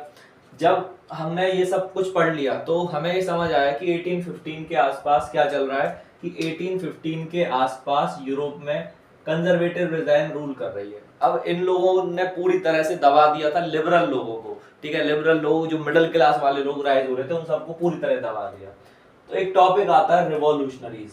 कुछ लोग जो रिवॉल्यूशनरीज, हम उन लोगों को कह रहे हैं जो चेंज लाना चाहते थे, बट वो सीक्रेटली काम कर रहे थे, ठीक है, इस टाइम पर। जिसमें से एक एग्जांपल है ग्यूसेपे मैज़नी, जो कि आप आगे इटली वाला टॉपिक आएगा उसमें भी पढ़ोगे, और आप यहाँ पर भी इसको कवर कर रहे हैं कि रिवॉल्यूशनरीज, इन लोगों को सीक्रेटली ट्रेनिंग दी जा रही थी, सीक्रेटली बहुत सारी सोसाइटीज बनी हुई थी, ठीक है। तो जो ग्यूसेप मैज़नी था उसके बारे में थोड़ा सा जानते हैं कि उसका बर्थ था वो जेनोवा में हुआ था, ठीक है, 1807 में। उसके बाद उसने वो एक मेंबर बन गया, कार्बोनारी एक सीक्रेट सोसाइटी है वहां का, ठीक है। उसके बाद इसने एक लेगोरिया में एक अपना 1831 में कुछ रिवॉल्यूशन करने की कोशिश की, बट ये सक्सेसफुल नहीं रहा। इसको वहां से हटा भेज दिया गया कहीं पर, एक सीक्रेट जगह पर। वहां से भी इसने अपना काम जारी रखा, और इसने 2 सोसाइटीज बनाई, यंग इटली बनाई मर्साइल्स में, और यंग यूरोप बनाई बर्ने में। इन दोनों का नाम याद रखना कि ग्यूसेप मैज़नी ने कौन सी 2 सोसाइटीज बनाई, ये बहुत इंपॉर्टेंट टॉपिक भी है आपका, है ना। तो ये सोसाइटीज का मतलब क्या है, ये सोसाइटीज काम कर रही है, इसमें मेंबर होंगे लोग, विजन है, धीरे धीरे चीजें मतलब आगे बढ़ रहे हैं अपना। अभी इन्होंने कुछ करा नहीं है बहुत बड़ा चेंज, लेकिन ये करने के लिए आगे बढ़ रहे हैं, क्योंकि कंजर्वेटिव रिजाइम अभी चल रही है, और तो ये मिडिल क्लास वगैरह वाले लोगों का अभी कुछ हो नहीं रहा है, ठीक है। नेशनलिज्म वाले लोग, मिडिल क्लास वाले लोग, तो ये सब लोग अभी दबे हुए हैं सोसाइटी में, ठीक है। तो इसका विजन क्या था? इसका विजन था कि इटालियन जो स्पीकिंग रीजन थे उसको यूनिफाई करना है। इटली जितने एरिया में बोली जाती थी वो सारे इटली वाले लोग, रीजन वाले लोगों पर बहुत सारे अलग अलग राज्यों में बटे हुए थे, ठीक है। तो उन सारे रीजन को यूनिफाई करके एक इटली नाम की कंट्री बनाना, जो Italian speaking region, Italian language speaking के बेसिस पर होगी, ठीक है। तो ये इसका विजन था। तो इसका था, इसको था कि ये करना ही है, भगवान का भी यही चाहते हैं कि ये हो, तो इसका ये माइंडसेट था। मेटरनिक जो ऑस्ट्रियन चांसलर था वो इसको विरोधी मानता था नेशनलिज्म का, तो उसने एक स्टेटमेंट भी दी थी कि he is the most dangerous enemy of our social order, कि जो हमारा जो पूरे यूरोप का सोशल ऑर्डर है उसका एक बहुत डेंजरस एनिमी है जिसका नाम है ग्यूसेपे मैजनी। तो मैजनी के बारे में ये जानना अभी इंपॉर्टेंट है, प्लस आगे भी ये टॉपिक आएगा मैजनी का, तो आपको वहां भी ये चीजें कवर होंगी, ठीक है। तो आपका इसके साथ ही टॉपिक सेकंड होता है खत्म, the making of nationalism in Europe, ठीक है। इसके बाद अब हम टॉपिक थर्ड पढ़ेंगे और टोटल 6 टॉपिक है आपके इस चैप्टर में। चैप्टर थोड़ा सा लंबा है बट स्टोरी एक ही है कि नेशनलिज्म के बेसिस पर पहले जो कंट्रियां यूरोप में स्टेट्स थी वो कैसे नेशन स्टेट में कन्वर्ट हुई, नेशनलिज्म आने के बाद स्टेट में नेशनलिज्म आया, तो नेशन वाली फीलिंग आई, कैसे फिर वो नेशन स्टेट बने, यही हम पढ़ रहे हैं। टॉपिक इजी है, एक बार बोर्ड से आप शॉर्ट नोट में समझ लो तो आपके माइंड में चैप्टर आ जाएगा, फिर क्वेश्चन आप पढ़ सकते हो, क्योंकि बुक पढ़ने के, डायरेक्ट बुक पढ़ते हो तो डायरेक्ट बुक में बहुत सारी लाइनें लिखी हुई है, तो एक पेज पढ़ने के बाद ही दिमाग ऑफ हो जाता है और कंफ्यूजन होने लगती है। तो मैं शॉर्ट नोट से जो आपको पढ़ा रहा हूँ सारी स्टोरी वही कवर हो रही है, इंपॉर्टेंट बातें सारी आ रही हैं इसमें, तो आपको यहाँ से बेटर समझ आएगा। और साथ में अगर आप पहले ही समझने के बाद अच्छे से बुक पढ़ लोगे तो आपका टॉपिक क्लियर हो जाएगा। थैंक यू दोस्तों। गुड मॉर्निंग दोस्तों, कैसे हैं आप सभी? तो आपका इंतजार खत्म करते हैं, और जैसा कि आपको बोर्ड पे लिखा हुआ दिख रहा है, आपको भी लग रहा होगा कि बहुत कुछ लिखा हुआ है तो कुछ तो करेंगे आज। तो शुरू करते हैं। ये जो भी लिखा हुआ है, वैसे तो मुझे पता है कि हिस्ट्री देखकर नींद आने लगती है, बट कोशिश करना कि नींद ना आए, और मैं भी कोशिश करूंगा कि आपको नींद ना आए, ठीक है। टॉपिक 3 है the age of revolutions 1830 to 1848। Chapter हमारा चल रहा है नेशनलिज्म। सभी को एक क्लियर है अब तक? तो ये तो बात समझ आई गई होगी जितना कि मुझे उम्मीद है ना। इतना तो हिस्ट्री समझ आई जाती है, चाहे अब तक आई हो चाहे नहीं आई हो, कि हमारा चल क्या रहा है। हम ये समझने की कोशिश कर रहे हैं कि जो नेशनलिज्म 1700 से 1800 में यूरोप में राइज हुआ उसका क्या इम्पैक्ट पड़ा। उसका इम्पैक्ट जैसे कि हम डिस्कस कर चुके हैं कि हमें पता चला कि बहुत सारी कंट्रियां बनने लगी नेशनलिज्म के बेसिस पर, यही हम जानने की कोशिश कर रहे हैं। इससे पहले हमने जाना कि मिडिल क्लास वगैरह राइज हुई इस टाइम पीरियड में, है ना। कुछ लोग जो चाहते थे कि उन्हें भी कुछ राइट्स मिले, पुरानी तरह का सिस्टम खत्म हो, ठीक है, ये सारी चीजें हो। तो एज ऑफ रिवॉल्यूशन 1830 टू 1848 में हमें समझना क्या है मेनली। देखिए, रिवॉल्यूशन होते हैं कुछ एरिया में, इटली, जर्मन स्टेट्स में होते हैं, ओटोमन एम्पायर में होते हैं, आयरलैंड, पोलैंड, ये सारे एरियाज में रिवॉल्यूशंस होते हैं। ये हम टॉपिक 3 में पूरे में कवर करेंगे। इसकी शुरुआत, इसको करता कौन है? Liberal nationalist. लिबरल नेशनलिस्ट वो लोग हैं जिन लोगों को हमने पढ़ा कि पूरे टाइम पीरियड में 18th सेंचुरी में ये लोग राइज हुए हैं। इनको डोमिनेंस, इनके ऊपर कंजर्वेटिव लोग, या जो कह सकते हो आप क्लर्जी, नोबिलिटी, इन सब की डोमिनेंस थी। ये सब लोगों की डोमिनेंस से परेशान होकर एक नई पीढ़ी राइज हुई जिसको बोलते हैं नया कम्युनिटी राइज हुई लिबरल नेशनलिस्ट लोगों की। इसमें शामिल है school teacher, clerk, member of commercial middle class, ये सारे लोग, ठीक है। ये सारे लोग जिनको पावर मिलना शुरू हुई, पैसा आना शुरू हुआ इस टाइम पीरियड में इंडस्ट्रियल रिवॉल्यूशन की वजह से, ठीक है। कहानी शुरू करते हैं। फ्रांस 1830। क्या होता है फ्रांस में 1830 में? फिर से एक रिवॉल्यूशन होता है। इससे पहले हमने पढ़ा 15 से 30 में क्या चल रहा था फ्रांस में। 15 से 30 में फ्रांस में और पूरे यूरोप में कंजर्वेटिव लोगों ने बड़े तगड़े से होल्ड बना लिया, सारे लिबरल नेशनलिस्ट को दबा दिया और रूल कर रहे थे आराम से। लेकिन रेवोल्यूशन लोगों के माइंड में था, चीजें थी लोगों के माइंड में, क्योंकि समझदार हो गए थे लोग, अब तक पढ़ ले गए थे, ठीक है। तो फ्रांस में 1830 में फिर से रेवोल्यूशन आता है। ये भी कंजर्वेटिव रिजाइम को हटाने के लिए आता है। ये लोग सक्सेसफुल भी रहते हैं। राजा को हटा दिया जाता है जो कंजर्वेटिव रिजाइम वाला किंग है, उसकी जगह एक कॉन्स्टिट्यूशनल मोनार्की एस्टेब्लिश की जाती है। जो नया राजा होता है वो कॉन्स्टिट्यूशन को देश में इंप्लीमेंट करवा देता है, तो अब देश में कॉन्स्टिट्यूशन भी आ जाता है, ठीक है। तो कॉन्स्टिट्यूशनल मोनार्की एस्टेब्लिश हो जाती है, लुइस फिलिप किंग बन जाता है। लुइस फिलिप, चार्ल्स 10 जो वाकवे किंग होता है वो हट जाते हैं और लुइस फिलिप यहाँ पर किंग बन जाता है, ठीक है। इस रेवोल्यूशन का नाम होता है जुलाई रेवोल्यूशन। इस पूरी घटना पर मेटरनिक जो कि ऑस्ट्रियन चांसलर था वो एक कमेंट करता है। उस कमेंट का बहुत बड़ा रोल है। क्या कमेंट करता है? कमेंट ये है कि when France sneezes the rest of Europe catches cold. जब फ्रांस छींकता है तो पूरे यूरोप को ठंड लग जाती है। मतलब क्या है इस बात का? कैसे ठंड लग जाती है पूरे यूरोप को? देखिए, क्योंकि 1830 में रिवॉल्यूशन फ्रांस में होता है, लेकिन इसकी वजह से बहुत सारे अदर एरियाज में रिवॉल्यूशन होना शुरू हो जाता है। इसको हम देखते हैं जैसे बेल्जियम जो कि यूनाइटेड किंगडम का पार्ट होती है, यूनाइटेड किंगडम ऑफ नीदरलैंड का, ये इससे अलग हो जाती है। ये इससे अलग 1830 में ही होती है। जुलाई रिवॉल्यूशन जब फ्रांस में होता है तो उसी का इंपैक्ट यहाँ पर पड़ता है, तो एक सेपरेट कंट्री बन गई। 1832 के आसपास ग्रीस नाम की एक अलग कंट्री बन जाती है। यहाँ पे क्या होता है, ग्रीस जो है वो ऑटोमन एम्पायर के अंडर में आती है, ठीक है। जो ग्रीस नाम की कंट्री थी, तो ग्रीक लोग मुस्लिम डोमिनेंस को पसंद नहीं करते। ऑटोमन एम्पायर जो प्रेजेंट में टर्की है, ठीक है, वो मुस्लिम डोमिनेटेड एरिया है, तो वो लोगों के माइंड में भी रहता है अपने कल्चर को लेकर अलग कंट्री बनाने का, ठीक है। तो वो लोग भी स्ट्रगल शुरू करते हैं। तो स्ट्रगल स्टार्ट होता है 1821 में, ठीक है।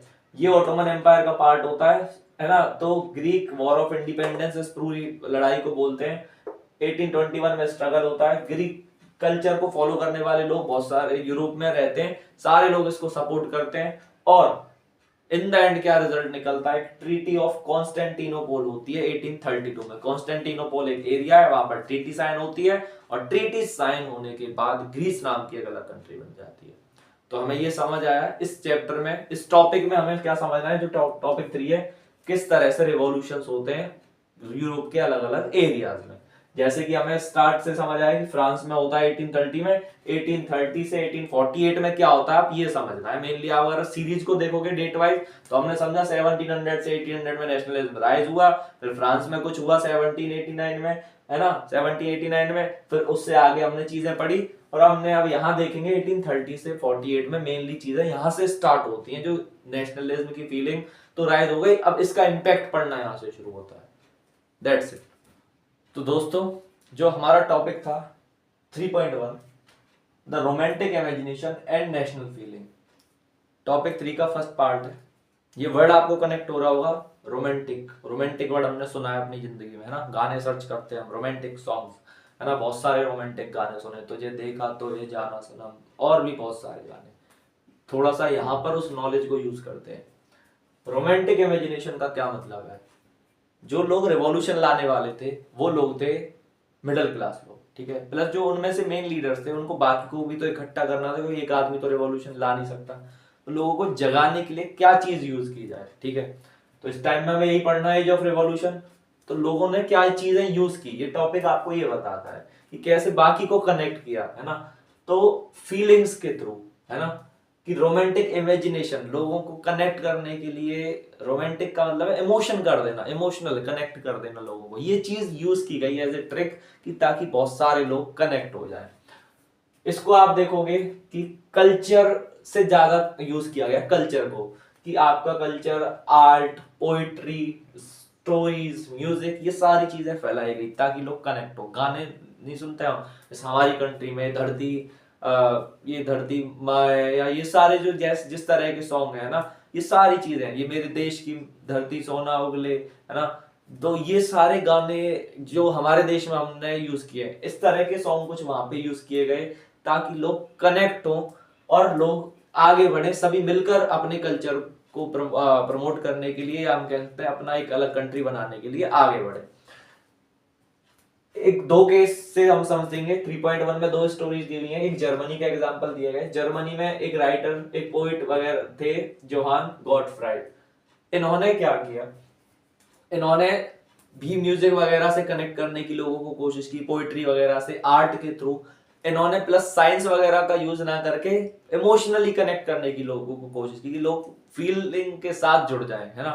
तो उन्होंने कुछ एक दो टर्म दी हुई है जो यूज, जैसे दास वॉल्फ एक टर्म लिखी हुई है जिसका मतलब है कॉमन पीपल को कनेक्ट करना है। और कॉमन पीपल को कनेक्ट कैसे करना है, हमें कॉमन पीपल को कैसे कनेक्ट करना, उनकी फीलिंग्स के थ्रू, सॉन्ग, स्टोरीज, इन सब के थ्रू। प्लस इससे क्या होगा, वॉल्स गेस्ट, इसका मतलब है स्पिरिट ऑफ नेशन, कि उनमें ट्रू स्पिरिट जगेगी नेशन की अगर हम उनको ये सारी चीजों से कनेक्ट कर देंगे, ठीक है। और फिर हम सब मिलकर एक नेशन को बनाने के लिए आगे बढ़ेंगे, ठीक है। अभी तक जर्मनी बना नहीं था, तो ये अभी अटेम्प्ट ही चल रहे हैं। जर्मनी 1871 में जाके जर्मनी की बात होती है, तो इस अटेम्प्ट यहीं पर चल रहे हैं, ठीक है। केस ऑफ पोलैंड, पोलैंड का क्या केस है भाई, पोलैंड इंडिपेंडेंट पहले कंट्री था, 72 के आसपास ना इस पर कब्जा कर लिया जाता है, इसकी टेरिटरीज को बांट ली जाती है, 3-4 कंट्री आपस में बांट लेती हैं, रशिया वगैरह ये सारी कंट्री, मेन डोमिनेंस रशिया के अंडर में रहता है। तो जो एरिया रशिया के अंडर में रहता है वहां पर क्या होता है, वो रशियन लैंग्वेज वहां पे थोप दी जाती है, उनकी लैंग्वेज दबा दी जाती है, उनका कल्चर खत्म कर दिया जाता है बिल्कुल पूरी तरह से। तो जो पॉलिश लोग हैं, जो पॉलिश लैंग्वेज कल्चर को फॉलो करते हैं, उनके माइंड में कहीं ना कहीं अपना कल्चर रहता है ना, अपने नेशन की फीलिंग रहती है। ये सारी चीजों के लिए वहां पर जो एक, वहां पर भी हम कह सकते हैं एक लिबरल नेशनलिस्ट, एक पोइट, वो उसका नाम है करोल करपेंस्की, ठीक है। ये जो पर्सन है, ये पर्सन भी turning folk dances into national symbol, ये क्या काम करने की कोशिश करते हैं कि बहुत सा फोक डांसेस के जो नाम है उनको नेशनल सिंबल में की तरह प्रमोट करने का काम करते हैं, ठीक है। और भी जो स्टोरीज वगैरह है सब से लोगों को कनेक्ट करने की कोशिश करते हैं। तो यहाँ पर भी वो चीज देखने को मिलती है जो हमारा टॉपिक है, romantic imagination and national feeling, कि लोगों में फीलिंग जगाने की, कि नेशन के लिए फीलिंग जगाने की कोशिश की जाती है, ठीक है। एक लैंग्वेज का रोल भी होता है, लैंग्वेज से भी कनेक्ट करने की कोशिश की जाती है। लैंग्वेज क्या होती है कि पॉलिश लैंग्वेज, जैसे कि हमने देखा कि यहाँ पर केस क्या था कि रशियन लैंग्वेज को इम्पोज कर दिया गया था, पॉलिश लैंग्वेज को हटा दिया गया था। लैंग्वेज का एक बहुत बड़ा रोल होता है यहाँ पर। लैंग्वेज, लोग रिवॉल्यूशन करते हैं एक बार 1831 में, देखो फिर से 1831 आ गया, तो वही हम पढ़ रहे हैं 1832 1848 31 में एक पॉलिश लोग रिवॉल्यूशन करते हैं, बट वो फेल हो जाता है। लेकिन इस रिवॉल्यूशन के बाद क्या होता है, जो पॉलिश लोग होते हैं वो अपनी लैंग्वेज के लिए, अपनी लैंग्वेज के लिए वो लोग अपना मतलब थोड़ा सा इमोशनल होते हैं, तो वो लोग अपनी लैंग्वेज में डील करना शुरू करते हैं। जो लोग चर्च वगैरह के लोग हैं वो भी पॉलिश लैंग्वेज का यूज करते हैं, रशियन लैंग्वेज का यूज करना बंद कर देते हैं। इसकी वजह से रशियन एम्पायर उनको अरेस्ट भी करता है, उनको परेशान भी करता है, एक्सप्लॉइट भी करता है, सारी चीजें होती हैं। लेकिन यहाँ से लोगों में नेशनल मतलब लैंग्वेज की वजह से भी फीलिंग राइज की, सभी लोग लैंग्वेज से कनेक्ट होने की कोशिश कर रहे हैं। तो ये जो टॉपिक है इससे हमें ये समझ आ रहा है कि कैसे लोगों में नेशनलिज्म की फीलिंग राइज हो रही है। वही एक वर्ड हमें याद रखना है जो हमारे चैप्टर का नाम है, the rise of nationalism in Europe. Europe में नेशनलिज्म का राइज हो रहा है और इसकी वजह से बहुत सारी कंट्रियां बन रही हैं, यही हमें हमारे माइंड में रखना है। तो हमने देखा पिछले उसमें बेल्जियम वगैरह का हमने एग्जांपल देखा, ग्रीस का एग्जांपल देखा, यहाँ पर हमने देखा जर्मनी में कुछ हो रहा है, पोलैंड में कुछ हो रहा है। तो इसी तरह से हम आगे टॉपिक को कवर करेंगे। तो दोस्तों शुरू करते हैं हमारा टॉपिक 3.2। टॉपिक का नाम है hunger, hardship and popular revolt. इसका क्या मीनिंग है?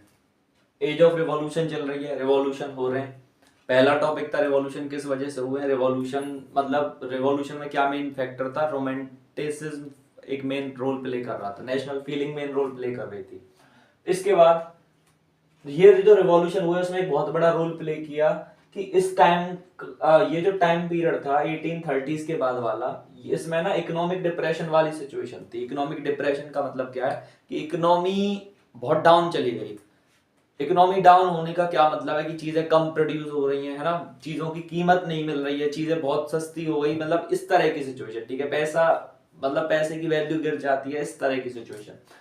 तो इस टाइम पर क्या हो रहा है कि लोगों को, एक तो पहले से ही बहुत सारे लोग परेशान थे इस वजह से कि एक तो कि एरिस्टोक्रेट्स के पास सारी पावर थी, सारे प्रिविलेजेस थे, प्लस जो गरीब लोग थे अब उनके पास इकोनॉमिक डिप्रेशन का भी इम्पैक्ट उनके ऊपर बढ़ रहा है। तो सीधी सी बात है, कुछ ना कुछ तो होगा, है ना।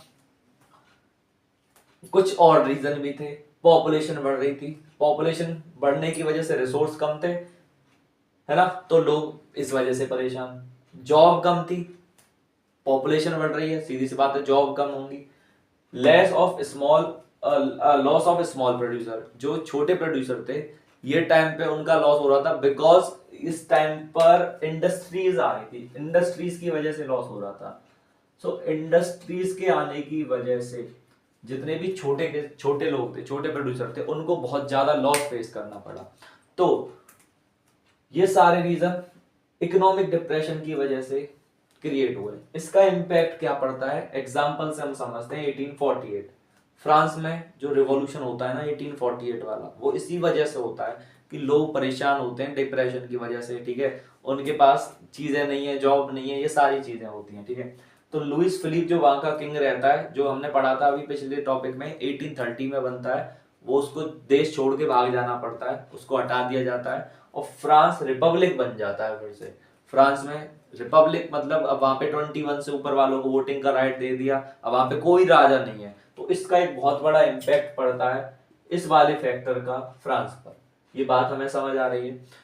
इसके बाद एक वीवर्स इन सिलेशिया, सिलेशिया एक रीजन है यूरोप का, सिलेशिया एक रीजन है यूरोप का जो सेंट्रल यूरोप के आसपास है। आज इसमें हम कह सकते हैं 3-4 कंट्रियों के अंडर में ये रीजन, तो सेंट्रल यूरोप में एक एरिया के लिए हम रेफर कर रहे हैं। वहां पर जो वीवर्स हैं उनकी स्टोरी देखते हैं हम 1845 में। ये भी सफर कर रहे होते हैं क्योंकि इन लोगों को क्या होता है, छोटे वीवर जो होते हैं वो अपना रॉ मटेरियल खरीदते हैं, जैसे कपड़ा बनाने के लिए कॉटन वगैरह चाहिए, वो कॉन्ट्रैक्टर से खरीदी, फिर बना हुआ कपड़ा वगैरह उनको बेच दिया। तो इस तरह से इनकी जिंदगी चल रही होती है। जब ये वाली सिचुएशन आती है इकोनॉमिक डिप्रेशन वाली, तो जो कॉन्ट्रैक्टर है वो रॉ मटेरियल एक तो महंगे पे बेचते हैं, प्लस उनका सामान बहुत सस्ते रेट पर खरीदते हैं, ठीक है, तो प्लस उनको पेमेंट बहुत कम देते हैं, ठीक है। तो इस वजह से वीवर्स परेशान रहते हैं। तो क्या होता है, कुछ वीवर्स प्रोटेस्ट करने के लिए जाते हैं। एक एग्जांपल दिया गया एक गांव में, है ना, एक अपना जो कॉन्ट्रैक्टर है उसके घर के बाहर प्रोटेस्ट कर रहे होते हैं, बट वो कॉन्ट्रैक्टर उनकी बात नहीं मानता, तो लोग गुस्साए होते हैं, वो उसके घर में घुस जाते हैं, उसके घर में खिड़की दरवाजे सब तोड़ देते हैं और उसको भागना पड़ता है। प्लस उसका जो स्टोर हाउस वगैरह है, प्लस जहां पर उसने अनाज वगैरह स्टोर करता है, सबको लूट लिया जाता है। तो एक वो स्टोरी दी गई है, ये घटना है 4 जून की, 4 जून की एक स्टोरी दी हुई है उस टॉपिक में। तो ये हमें क्या है, वीवर्स इन सिलेशिया, सिलेशिया एक रीजन है सेंट्रल यूरोप में, वहां पर एक घटना होती है कि वीवर्स मेंशन को लूट लेते हैं, ठीक है। तो hunger, hardship and popular revolt, तो हंगर और हार्डशिप ने एक बहुत बड़ा रोल प्ले किया, जो कुछ पॉपुलर रिवॉल्ट हमें देखने को मिलते हैं, ठीक है। और सीधी सी बात है, लोग कंबाइंड तो हो ही रहे, कहीं ना कहीं इकट्ठे तो हो ही रहे, ये हमें समझ आ रहा है कि नेशनलिज्म की फीलिंग इन सब से कनेक्ट हो रही है। तो दोस्तों हमारा टॉपिक 3 का 3.3 पार्ट है 1848 the revolution of the liberals.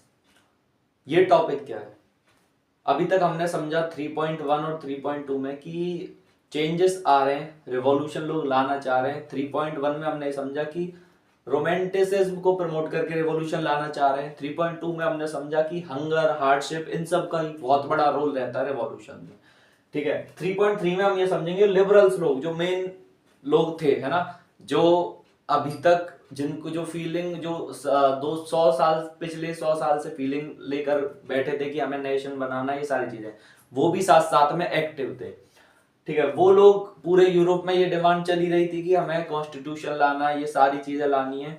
France में हमने देखा 1848 में जैसे ही फरवरी में ये हुआ कि राजा हट गया, सो जो फेब 1848 का इवेंट है, 1848 इवेंट इन फ्रांस, इसका इम्पैक्ट क्या पड़ता है, इसका इम्पैक्ट ये पड़ता है कि पूरे यूरोप में ये डिमांड होने लगती है कि अब हमें चेंज लाना है, डिमांड होने लगती है कॉन्स्टिट्यूशन, ये सब राइट वगैरह मिलने चाहिए, वोटिंग राइट सभी को मिलने चाहिए, है ना, ये सारी चीजों की डिमांड होती है। तो फर्स्ट पैसेज में ये सारी बातें ही डिस्कस की गई हैं।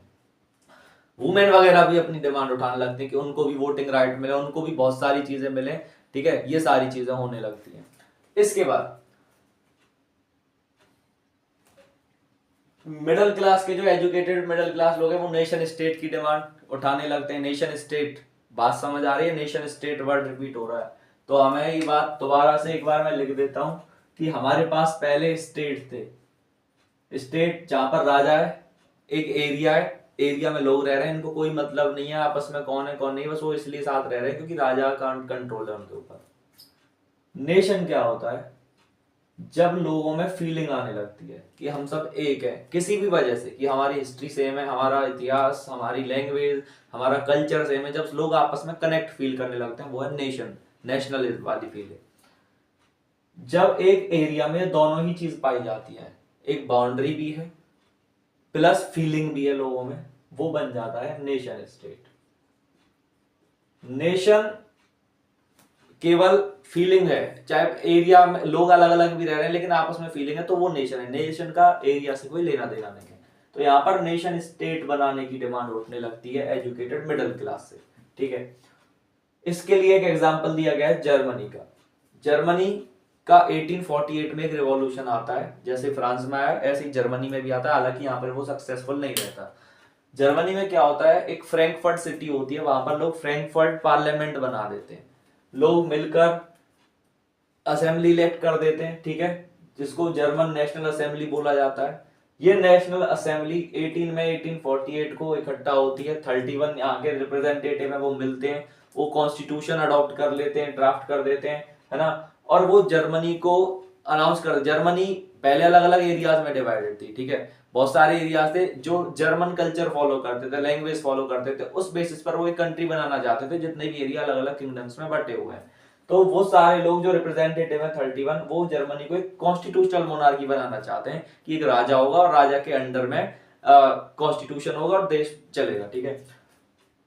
जो किंग होता है प्रशिया का, उसको मौका दिया जाता है कि आप जर्मनी, कंबाइंड जर्मनी के राजा बनो, लेकिन जो प्रशिया का किंग है वो इस बात को एक्सेप्ट नहीं करता, क्योंकि बाकी सारे राजा आपको पता है इस चीज के खिलाफ है कि लिबरल वगैरह राइज ना हो। तो वो जो प्रशिया का किंग है वो मिलकर अदर किंग की हेल्प से इनको हटा देता है, ठीक है, इस असेंबली वगैरह को, सारी चीजों को हटा देता है और वो इस ऑफर को रिजेक्ट कर देता है। उस किंग का नाम है फ्रेडरिक विलियम फोर। ये याद रखना कि फ्रैंकफर्ट पार्लियामेंट का क्या इशू है, उसमें फ्रेडरिक विलियम फोर जो प्रशिया का किंग है उसका क्या रोल है, ठीक है। तो ये चीज, ये रेवोल्यूशन हालांकि फेल्ड रहता है, ठीक है, तो ये रेवोल्यूशन फेल्ड रहता है जो जर्मनी का होता है 1848 में। इसके बाद वुमेन वगैरह भी एक्टिव रहती हैं, वुमेन भी अपने राइट की मांग कर रही हैं, बट वुमेन को भी राइट नहीं मिलते। वुमेन क्या करती हैं, वुमेन को यहाँ पर भी देखा जाता है, जब फ्रैंकफर्ट पार्लियामेंट होती है उनको एक ऑब्जर्वर की तरह अलाउ किया जाता है, उनकी चलती नहीं है पार्लियामेंट में वगैरह में, ठीक है। तो ये वुमेन भी इस समय अपनी यूनियन बना रही हैं, चारों तरफ डिमांड कर रही हैं, जो वुमेन एजुकेटेड हैं, जिन वुमेन को थोड़ा आइडिया है, तो वुमेन की हालांकि चीजें चल रही हैं बट वुमेन के ऊपर अभी कोई ध्यान नहीं दिया जा रहा है, तो वुमेन की अलग डिमांड चल रही है, ठीक है। रिजल्ट क्या रहता है इन 1848 के रिवॉल्यूशन का, जैसे हम देखा फ्रांस में हुआ, यहाँ पर हुआ, और भी कंट्रियों में हुआ, तो रिवॉल्यूशंस को दबा दिया गया कॉन्स्टिट्यूशनल मोनार्क्स द्वारा। फ्रांस में हालांकि सक्सेसफुल हो गया, लेकिन कॉन्स्टिट्यूशनल मोनार्क्स ने दबाने की पूरी कोशिश की, इससे पूरी तरह सक्सेसफुल नहीं हुआ, लेकिन इसका इम्पैक्ट ये पड़ा, अब राजाओं को ये बात समझनी पड़ गई कि हम इसको अब पूरी तरह नहीं दबा सकते। अब लोग चाहते ही हैं कि नेशन बन जाए, अब लोग चाहते हैं कि नेशन के बेस पर नेशन स्टेट एस्टेब्लिश हो, कि ऐसे एरिया एस्टेब्लिश हो जहां पर एक कॉमन कल्चर फॉलो होता हो, ठीक है। तो उनको, किंग्स को ये नीड एक्सेप्ट करनी पड़ी, ठीक है, बहुत सारे एरियाज में। तो उन्होंने चेंज लाना शुरू करा, कुछ ने कुछ राइट देने शुरू करे।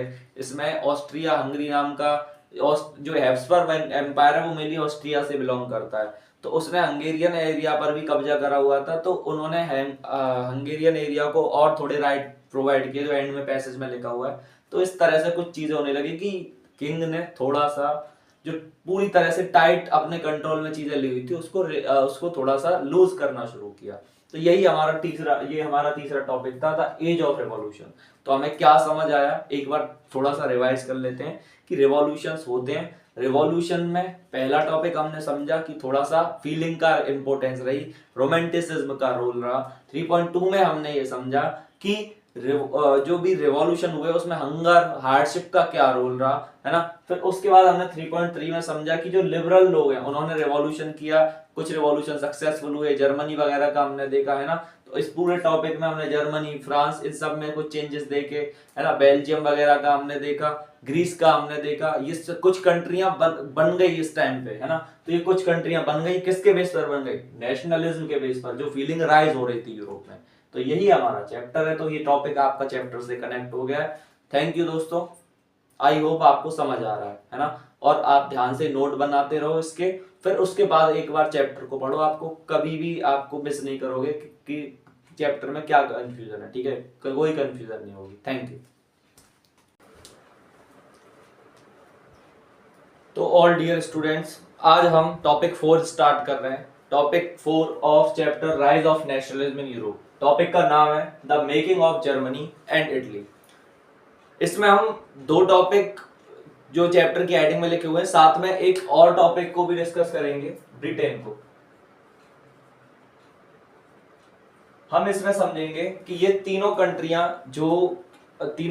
प्रेजेंट फॉर्म में है वो कैसे बनी, और यहाँ पर थोड़ा सा जो रोल है वो भी चेंज हो जाएगा कि अब तक जिस तरह से कंट्रियां बन रही थी वो बन रही थी कि लोग, मिडिल क्लास के लोग रिवॉल्यूशन लाने की कोशिश कर रहे थे। जो कुछ कंट्रियां बन भी गई थी वो इस तरह से बनी थी कि कल्चर वगैरह के बेस पर तो बनी थी, साथ में वो रिवॉल्यूशन वगैरह लीड किया था मिडिल क्लास वाले लोगों ने, जैसे ग्रीस वगैरह बनी, और भी जो कंट्रियां बनती है, ठीक है। फ्रांस में रिवॉल्यूशन आया तो भी वो मिडिल क्लास लोग वगैरह चेंज लेकर आए।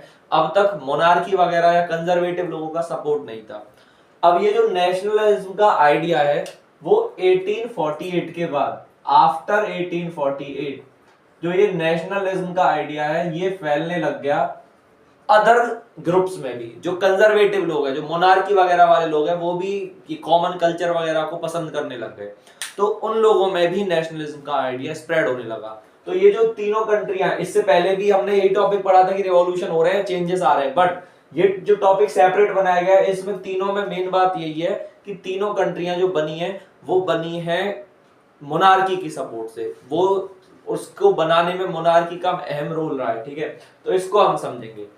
तो शुरू करते हैं हम जर्मनी से। So topic 4.1, can an army be architect of nation? इसके आगे क्वेश्चन मार्क कि क्या आर्मी किसी नेशन की आर्किटेक्ट हो सकती है? नेशन वर्ड आपको समझ आ रहा है? नेशन मतलब कॉमन कल्चर वगैरह वाली चीज बनाना, जिसमें कॉमन कल्चर के लोग रह रहे हैं। तो ये वाला टॉपिक है। तो हम इस टॉपिक में समझेंगे कि कैसे आर्मी ने या कैसे मोनार्की ने नेशन बनाने में रोल किया अब तक, क्योंकि जितनी भी मोनार्की वगैरह थी वो ये सारी फीलिंग को दबाने की कोशिश कर रही थी। किसी ने भी इस चीज को मतलब सपोर्ट नहीं किया था। देखिए जर्मनी में क्या होता है, 1848 में हमने पढ़ा था कि जर्मनी में लोग ट्राई करते हैं चेंज लाने की, फ्रैंकफर्ट पार्लियामेंट बना लेते हैं, बट उस पार्लियामेंट को प्रशिया का जो किंग है वो खुद हटा देता है, वो खुद उसको सपोर्ट नहीं करता, जबकि वो लोग उसको ही राजा बनाना चाहते हैं जर्मनी का पूरे का, बट वो उसको सपोर्ट नहीं करता, ठीक है। So conservative also had national sentiment after 1848। ये हम समझ रहे हैं कि आफ्टर 1848 के बाद जो कंजर्वेटिव लोग हैं, जो मोनार्की को सपोर्ट करने वाले लोग, वो भी नेशनल सेंटीमेंट, वो भी जर्मन कल्चर, ये सब के बारे में या अपने अपनी कंट्रियों कल्चर के बारे में अवेयर होने लगते हैं। उसके बाद क्या होता है, ठीक है, अटेम्प्ट फेल हो जाता है मिडिल क्लास लोगों का, जो 1848 में वो ट्राई करते हैं जर्मनी बनाने की, बट कुछ हो नहीं पाता उनसे, है ना, दबा दिया जाता है उनका रिवॉल्यूशन, ठीक है। उसके बाद from then Prussia took the leadership. जो प्रशिया है, ये जो जर्मनी वाला जितना भी एरिया था जहां जर्मन कल्चर फॉलो होता था, उसमें वो बहुत सारे किंगडम्स में बटा हुआ था। उन किंगडम, मान लो फॉर एग्जांपल ये पूरा एरिया है जर्मनी को फॉलो करने वाला, तो ये अलग अलग किंगडम्स में बटा हुआ है, ठीक है। इसमें जो सबसे बड़ा किंगडम था वो हम कह सकते हैं वो प्रशिया का था, ठीक है। सो प्रशिया का जो एरिया था जिसमें जर्मन कल्चर फॉलो होता है वो सबसे बड़ा एरिया था। यहाँ पर जो जर्मनी का यूनिफिकेशन होता है, जो जर्मनी कंट्री बनती है, प्रशिया की हेल्प से बनती है। वो कैसे बनती है कि उनका जो चीफ मिनिस्टर है प्रशिया का, ऑटो वॉन बिस्मार्क, ये नाम याद रखना, और ये टॉपिक भी बहुत इंपॉर्टेंट है, 5 मार्क्स का क्वेश्चन आता है इससे बोर्ड के एग्जाम में, ठीक है।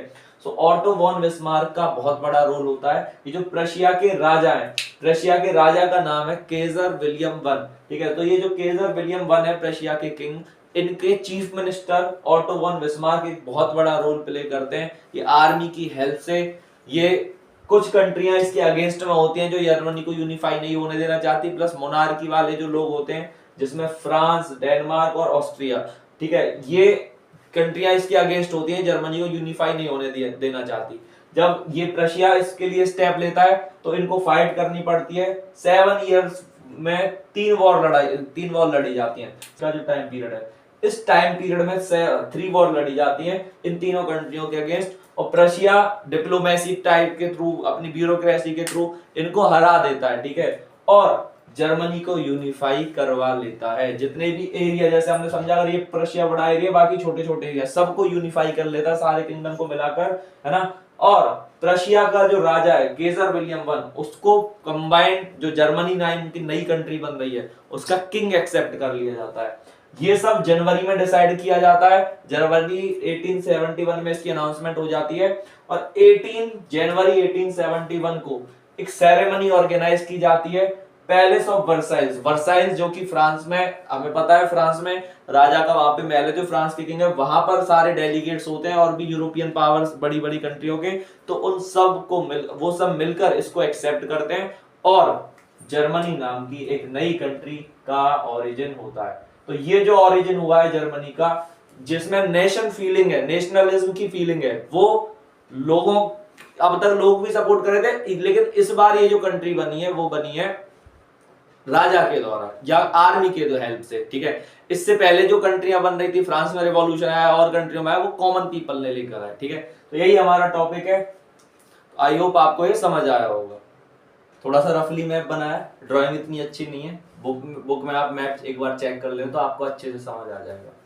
इटली का जो मैप है उसमें जो नॉर्थ वाला एरिया है वहां पर ऑस्ट्रियन हैब्सबर्ग एम्पायर का रूल है, ठीक है। वहां पर साइड में एक सार्डिनिया पीडमांट नाम का भी एक राज्य है, उसका भी एक रूल आता है, वो हम समझेंगे। बीच वाले एरिया पर मोस्टली चर्च वगैरह का कब्जा रहता है, पोप वगैरह वहां के जो चर्च के हेड होते हैं उनका कब्जा रहता है। साउथ में जो एरियाज हैं इनको किंगडम ऑफ टू सिसिलीज बोला जाता है, जो ये वाला एरिया है और ये वाला एरिया, इन पर कब्जा रहता है bourbon king of Spain, Spain का कब्जा रहता है, आप ये समझ लो, है ना। तो ये अलग अलग एरियाज में डिवाइडेड था इटली यूनिफिकेशन से पहले। क्या प्रोसेस रहती है इसके यूनिफिकेशन की, ये हम समझते हैं। देखो 1830 में एक कोशिश की जाती है, मेजनी इसको यूनिफाई करने की कोशिश करता है, बट मेजनी फेल हो जाता है, ठीक है। 1830 उस टाइम पे जब फ्रांस में रिवॉल्यूशन होता है, दूसरा रिवॉल्यूशन, उस टाइम की बात हो रही है। फिर 1848 जब फ्रांस में तीसरा रिवॉल्यूशन होता है, तब भी इसको यूनिफाई करने की कोशिश की जाती है, बट तब भी इसको जो नेशनलिस्ट लोग हैं, या जो हम कह सकते हैं कि जो कॉमन लोग हैं, वो फेल हो जाते हैं, ठीक है। अब ये जिम्मेदारी किसके ऊपर है, कौन यूनिफाई करेगा? इन पूरा जहां भी इटालियन कल्चर फॉलो होता है उसमें से केवल ये एक ऐसा राज्य है जहां की जो प्रिंसली क्लास है, यहाँ पर जो राजा महाराजा है वो भी इटालियन कल्चर को फॉलो करते हैं, जो सार्डिनिया पीडमांट वाला इलाका है, ठीक है। तो अब ये लोग कोशिश करते हैं इटली को यूनिफाई करने की। वही हमारा जो फोर्थ टॉपिक है कि आर्मी, या जो ये इटली और जर्मनी वाला की, इसमें ये है कि आर्मी वगैरह की हेल्प से यूनिफाई किया जाता है ना। तो यहाँ पर राज्य यूनिफाई करने की कोशिश करता है, राज्य में नेशन वाली फीलिंग आती है, राजा महाराजा वगैरह नेशन वाली फीलिंग से यूनिफाई करने की कोशिश करते हैं।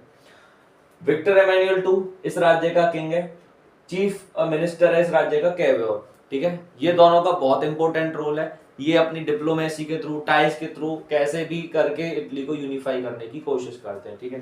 सो यहाँ पर ये लोग 1859 में ऑस्ट्रिया को हराते हैं और इनके पूरे एरिया पर कब्जा कर लेते हैं। फिर आगे बढ़ते हैं, पोप वाले एरिया पर कब्जा कर लेते हैं, ठीक है। साउथ में जब ये बढ़ते हैं तो साउथ में इनको एक पर्सन का सपोर्ट मिलता है, इसका नाम है गैरीबाल्डी, ठीक है। तो ये हम यहाँ के बाद से प्रोसेस यहाँ से शुरू हो रही है, ये याद रखना। तो गैरीबाल्डी साउथ में इनको सपोर्ट करते हैं, और जहां पर ये स्पेन वाला एरिया है, यहाँ पर इनको किंगडम ऑफ टू सिसिलीज है, यहाँ पर इनको भी हटा देते हैं और इटली वाले पूरे एरिया पर कब्जा कर लेते हैं और एक कंट्री बना देते हैं जिसका नाम है इटली। तो इटली यूनिफाई हो जाती है 1861 में, और उसके किंग को माना जाता है जो विक्टर एमेनुअल II है, वो इस इटली के किंग बन जाते हैं, और इस तरह से इटली यूनिफाई हो जाता है। हालांकि जो कुछ कॉमन लोग हैं जो इन राज्यों में रह रहे हैं, उनको खुद को नहीं समझ आता कि क्या हो रहा है। इटली का वो मतलब लगाते हैं कि इटली शायद इनकी विक्टर एमेनुअल II की वाइफ का नाम है, ठीक है। तो यहाँ पर मेनली रिवॉल्यूशन लीड किया जाता है, जो रिच क्लास है हम कह सकते हैं, या जो नोबल क्लास है, ठीक है, जो कंजर्वेटिव लोग हैं, जो राजा महाराजा हैं, उनके द्वारा, ठीक है, ना कि डेमोक्रेट या लिबरल लोगों के द्वारा, ठीक है, ये वाली बात हमें याद रखनी है। तो इस तरह से इटली यूनिफाई होता है और एक नई कंट्री बनती है नेशनलिज्म की फीलिंग के साथ। हालांकि यहाँ पर नेशनलिज्म की फीलिंग को प्रमोट करने वाले लोग कॉमन क्लास नहीं थी, मेनली रोल यहाँ पर रिच क्लास का था, या मेनली रोल यहाँ पर कंजर्वेटिव क्लास का था। तो ये था प्रोसेस इटली के यूनिफिकेशन का। तो दोस्तों हमारे पार्ट 4 का लास्ट टॉपिक है स्ट्रेंज केस ऑफ ब्रिटेन। ये टॉपिक भी नेशन स्टेट से ही रिलेटेड है कि ब्रिटेन कैसे बनता है, बट यहाँ पर एक बात लिखी हुई है, स्ट्रेंज केस है ब्रिटेन का। स्ट्रेंज केस कैसे है कि चलो ये बात समझते ही है कैसे है, ठीक है। और प्लस आपने बोर्ड पर देख रहे होंगे कि कुछ भी नहीं लिखा हुआ, क्योंकि इस पर मैं आपको लिखकर समझाऊंगा कि स्टेप बाय स्टेप कैसे चीजें हुई। देखिए ब्रिटेन, आपने कुछ टर्म सुनी होंगी, ब्रिटेन, इंग्लैंड, यूके, ये सारी टर्म जो आपने सुनी है ना, तो ये सारी टर्म का क्या मतलब है आपको ये भी समझ आ जाएगा, है ना। ये सारी चीजों का अलग अलग मीनिंग है, एक मीनिंग नहीं है। तो थोड़ा सा देखते हैं, ठीक है। जो यूरोप का मैप है, जो यूरोप का मैप है हमारा, उसके साइड में अगर हम देखें तो आइलैंड वाली कंट्री है इंग्लैंड, ठीक है, जो आइलैंड पड़ते हैं, ठीक है। इस तरह से कुछ 2 आइलैंड ग्रुप है, ये आप कह सकते हो। इसमें ना ये जो पूरा एरिया है इसका नाम है ब्रिटेन। ये एरिया के लिए रेफर किया गया, जियोग्राफिकल एरिया के लिए, ना कि किसी कंट्री के लिए, ठीक है। इस एरिया में जो टॉप पर एक कंट्री है, यहां पर इसको बोलते हैं हम स्कॉटलैंड। इसमें इधर साइड आकर वेल्स नाम की कंट्री पड़ती है, ठीक है। उसके बाद जो बचा हुआ एरिया है उसमें आती है इंग्लैंड। ये 3 कंट्रियां हैं, एक कंट्री नहीं है, ठीक है। इधर जो है वो है आयरलैंड। दोबारा से हमने क्या समझा अभी कि हम समझ रहे हैं स्ट्रेंज केस ऑफ ब्रिटेन, कि ब्रिटेन का यूनिफिकेशन का स्ट्रेंज केस क्या है। तो आपको एक बात समझ आ रही है कि एक अगर हम मैप देखें यूरोप के साइड में, अगर ये यूरोप है तो यूरोप के साइड में अगर एक मैप है, उसमें जो ये एरिया है इसमें इंग्लैंड, स्कॉटलैंड, वेल्स, है ना, ये 3 कंट्रियां और एक आयरलैंड कंट्री है। जो इंग्लैंड है वो इनमें सबसे पावरफुल कंट्री है, वो 16-17 सेंचुरी में सबसे पावरफुल बन जाती है, वो इन सब के ऊपर डोमिनेंस करने लगती है, और उसी का मेन रोल रहता है कि वो इन सबको एक कर देती है। कैसे करती है यही समझते, ठीक है। मेन बात होती है 1301 के आसपास ना वेल्स है, वेल्स को अनेक्स कर लिया जाता है, आप कह सकते हो, या वेल्स को under, Wales was under Britishers, Wales was under England, हम ये लिख सकते हैं।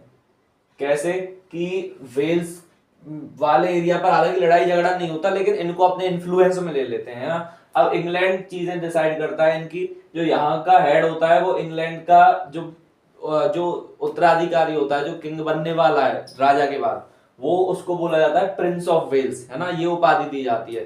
तो मतलब वेल्स हम कह सकते हैं 1301 में इंग्लैंड के अंडर में आ चुका था ऑलरेडी, है ना।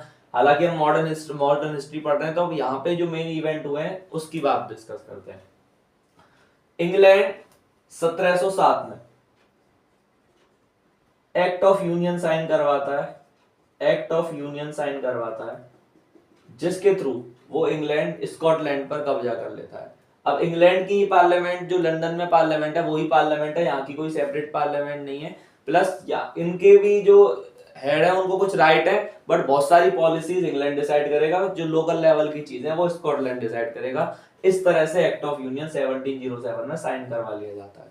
ये बात हमें समझ आ रही है। तो हम क्या देख रहे हैं, इंग्लैंड का इसके ऊपर कब्जा हो गया, इंग्लैंड का इसके ऊपर कब्जा हो गया। जब इसके ऊपर कब्जा हो जाता है तो ये बना देता है इसको United kingdom of great Britain, United kingdom of great Britain बन जाता है। कैसे बन जाता है, ब्रिटेन क्या है, ब्रिटेन ये एरिया के लिए रेफर किया जा रहा है। अगेन मैं बोल रहा हूँ, ये जो खाली लैंड है इसके लिए ब्रिटेन नाम दिया गया है, कंट्री वगैरह से कोई लेना देना नहीं है। तो यहाँ पर United kingdom of great Britain बन जाता है, जिसमें वेल्स है, स्कॉटलैंड है और इंग्लैंड है। इंग्लैंड इनमें सुपीरियर पावर है, ठीक है। इनकी कैपिटल लंदन है, वहां से सारी चीजें होती हैं, कुछ लोकल लेवल की पावर इनको दी जाती है। उसके बाद 1801 में एक आयरलैंड नाम का इशू आता है, ठीक है। आयरलैंड नाम की जो कंट्री है वहां का क्या इशू है उसको हम समझते हैं, ठीक है। आयरलैंड में बेसिकली क्या हो रहा है, आयरलैंड में जो कंट्रियां हैं वो, आयरलैंड में जो लोग रह रहे हैं वो दो पार्ट में डिवाइड है। आयरलैंड में कैथोलिक्स एंड प्रोटेस्टेंट। अब ये प्रॉब्लम क्या है इनकी, जो प्रोटेस्टेंट और कैथोलिक लोग हैं ये क्रिश्चियनिटी के दो पार्ट हैं, ये दो तरह के लोग रहते हैं। इसमें से जो प्रोटेस्टेंट लोग हैं वो माइनॉरिटी हैं और कैथोलिक लोग जो हैं वो मेजॉरिटी हैं। सो कैथोलिक्स जो हैं वो मेजॉरिटी में है और प्रोटेस्टेंट जो है वो माइनॉरिटी में है। जो इंग्लैंड है वो कैथोलिक्स को सपोर्ट नहीं करती, वो प्रोटेस्टेंट को सपोर्ट करती है, क्योंकि इंग्लैंड में भी मेनली प्रोटेस्टेंट रहते हैं, ठीक है। इस वजह से इस तरह से कुछ रेवोल्यूशन वगैरह करवाने की कोशिश की जाती है, कैथोलिक लोगों को दबाने की कोशिश की जाती है। और इंग्लैंड 1801 में आकर आयरलैंड को भी मिला लेता है यूके में, United kingdom of great Britain में, ठीक है। और इस तरह से इंग्लैंड का यूनिफिकेशन पूरा होता है। तो अब जो ये कंबाइंड टेरिटरी बन गई इसको हम बोलते हैं यूके, यूनाइटेड किंगडम या United kingdom of great Britain, ठीक है। तो ये बात हमें समझ आ रही है। या ब्रिटेन क्या है, ब्रिटेन ये है और United kingdom of great Britain में मतलब सारी चीजें इन्वॉल्व हो जाती हैं। तो इस तरह से इनका यूनिफिकेशन पूरा होता है। अब इसमें आपको समझ आया कि क्या क्या मतलब है ना। अब आपको कंफ्यूजन नहीं होगी समझने में कि स्ट्रेंज केस ऑफ ब्रिटेन क्या है, यहाँ पर नेशन स्टेट कैसे, अब इन सब के ऊपर स्ट्रेंज केस कैसे, अब इन सब के ऊपर इंग्लिश आइडेंटिटी थोप दी जाती है, इनका लोकल कल्चर खत्म कर दिया जाता है। ये सारे लोग अलग अलग आइडेंटिटी वाले लोग हैं, वेलिश लोग बोलते हैं, स्कॉट लोग बोलते हैं ना, आयरिश लोग बोलते हैं जो आयरलैंड में रह रहे हैं। इन सब की लोकल आइडेंटिटी खत्म करके इनके ऊपर इंग्लिश थोप दी जाती है, इंग्लिश कल्चर फॉलो करना, इंग्लिश लैंग्वेज यूज करना, ये सारी चीजें थोप दी जाती हैं। तो इस तरह से अब यहाँ पर भी हालांकि ये है कि कॉमननेस वाली बात ये है कि एक कॉमन लैंग्वेज यूज की जा रही है, लेकिन ये लोग कनेक्ट नहीं है अभी उतने अच्छे से, है ना। तो स्ट्रेंज केस है इस वजह से, इसलिए टॉपिक का नाम है स्ट्रेंज केस ऑफ ब्रिटेन। तो यहां से हमें समझ आया इस फोर्थ टॉपिक से कि कैसे इंग्लैंड के इसके यूके के साथ साथ कैसे हमारे पास जर्मनी इटली का यूनिफिकेशन होता है। और इसी के साथ हमारा फोर्थ टॉपिक खत्म। थैंक यू, आई होप आपको ये टॉपिक समझ आया होगा, है ना। और अब लास्ट में जो दो टॉपिक है वो बहुत इजी है, इनके नोट्स बना लो और आपको चैप्टर बहुत अच्छे से समझ आ जाएगा। Thank you. तो दोस्तों स्टार्ट करते हैं topic 5 of the chapter rise of nationalism in Europe. Topic का नाम है विजुअलाइजिंग द नेशन। टॉपिक से थोड़ा सा मीनिंग क्लियर कर लो, क्या मतलब है इसका, कि नेशन को ना विजुअलाइज करने की कोशिश की जा रही है।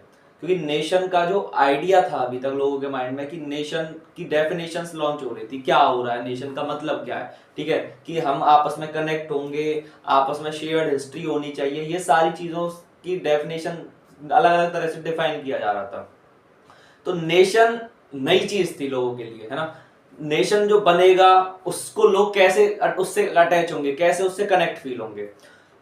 इससे पहले राजा था, राजा का रूल चल रहा था। तो स्टेट जो होते थे उसमें क्या हो रहा था कि स्टेट में राजा है, राजा को सभी लोग को फॉलो करना है। अब राजा से कैसे कनेक्ट करना है, राजा के स्टैचू चारों तरफ बनवा दिए हमने, तो एक एरिया में राजा के स्टैचू लगे हुए हैं, तो सारे लोग इस बात से समझ जाते थे कि हाँ भाई ये राजा है, हमें इसको फॉलो करना है, हम इससे कनेक्ट है, हम इसके अधीन है, तो हम सब्जेक्ट टू रूलर है ना। तो जितने भी राजा के अंदर में एरिया आता था सारे लोग उससे कनेक्ट फील होते थे। बट नेशन से कैसे कनेक्ट किया जाए लोगों को, तो इसके लिए आइडिया निकाला गया पर्सोनिफिकेशन अ नेशन, कि नेशन को पर्सोनिफाई कर दिया जाए, मतलब कि नेशन को भी पर्सन की तरह रिप्रेजेंट किया जाए ताकि लोग उससे कनेक्ट हो सकें। इसके लिए एक टर्म यूज की जा रही है कि एलेगरी ऑफ नेशन बनाई गई। एलेगरी क्या होता है, एलेगरी की डेफिनेशन देखो, an abstract idea express through person और थिंग। एक आइडिया है जिसको आप पर्सन से या किसी थिंग से रिप्रेजेंट कर रहे हो, उसको हम एलेगरी बोलते हैं। सिंपल सी भाषा में अगर हम समझें कि आपके माइंड में कोई आइडिया आया, आपने उसको किसी ऑब्जेक्ट से रिप्रेजेंट कर दिया कि इस वस्तु का मतलब ये आइडिया है, तो वो एलेगरी बन गया।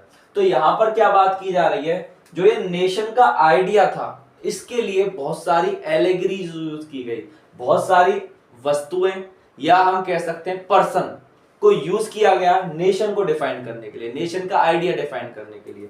तो जो कि डेफिनेशन है कि आइडिया को एक्सप्रेस किया जा रहा है पर्सन से या थिंग से। तो फॉर एग्जांपल जैसे फ्रांस में मैरियने का स्ट्रक्चर था, क्रिस्टिन मैरियने का, तो ये स्ट्रक्चर फीमेल का स्ट्रक्चर था। ये फीमेल किसको रिप्रेजेंट कर रही है, फ्रांस को रिप्रेजेंट कर रही है। यहाँ पर जर्मनी में जर्मेनिया का जो स्ट्रक्चर था वो जर्मनी कंट्री को रिप्रेजेंट कर रही है, जर्मनी नेशन को रिप्रेजेंट कर रही है। तो ये दोनों पर्सन का फिगर है जो कि रिप्रेजेंट कर रहा है नेशन को। तो ये एलेगरीज है, दोनों एलेगरी बन गई नेशन की। ऑब्जेक्ट कैसे कह सकते हैं, फ्रांस में जैसे ब्रोकन चेन थी तो वो लिबर्टी के आइडिया को रिप्रेजेंट कर रही थी। हमने फ्रेंच रिवॉल्यूशन के बाद देखा था कि कुछ ऑब्जेक्ट दिए हुए थे जो बहुत सारे आइडियाज को रिप्रेजेंट कर रहे हैं। तो ब्रोकन चेन फ्रांस में, यहाँ पर ओक लीव्स जर्मनी में, जो कि हीरोइज्म का आइडिया प्रमोट करते हैं। तो इस तरह से एलेगरीज बनाना शुरू किया जो भी फिलोसोफर्स थे उस टाइम पर 18th और 19th सेंचुरी में, और एलेगरीज बनाकर नेशन का आइडिया को विजुअलाइज करना शुरू किया ताकि लोगों के माइंड में चीजें जा सके कि इसका वास्तव में मीनिंग क्या है। जैसे ब्रोकन चेन हथकड़ियां टूटी हुई है तो अब लोगों को क्या पता है, रेवोल्यूशन के लोगों को अब पता चल रहा है रेवोल्यूशन के बाद कि आजाद हो रहे हैं हम, है ना। तो इसका मतलब ये है। तो इस सेंस में यहाँ पर बात हो रही है। और यहाँ पर फीमेल फिगर का ज्यादा यूज किया गया, फीमेल को कनेक्ट किया गया। जैसे हम इंडिया में भी भारत माता को यूज कर रहे हैं, ठीक है। तो भारत माता की जो एक फिगर है जो कि रियल फिगर नहीं है, इमेजिनरी फिगर है, लेकिन हम सब उससे कनेक्ट फील हो रहे हैं। ये सब कनेक्शन के लिए ताकि हम सब लोग जान पाए कि कौन भारत का क्या मतलब है, हमारे देश का क्या मतलब है, ठीक है। हम सब उससे कनेक्ट हो पाए, सभी लोगों को कनेक्ट किया जाए। तो इस सेंस में यहाँ पर बात हो रही है कि नेशन के आइडिया को विजुअलाइज किया गया ताकि सारे लोग देख सके कि नेशन है क्या, हमारा नेशन, ठीक है। यही हमारा टॉपिक है। Thank you.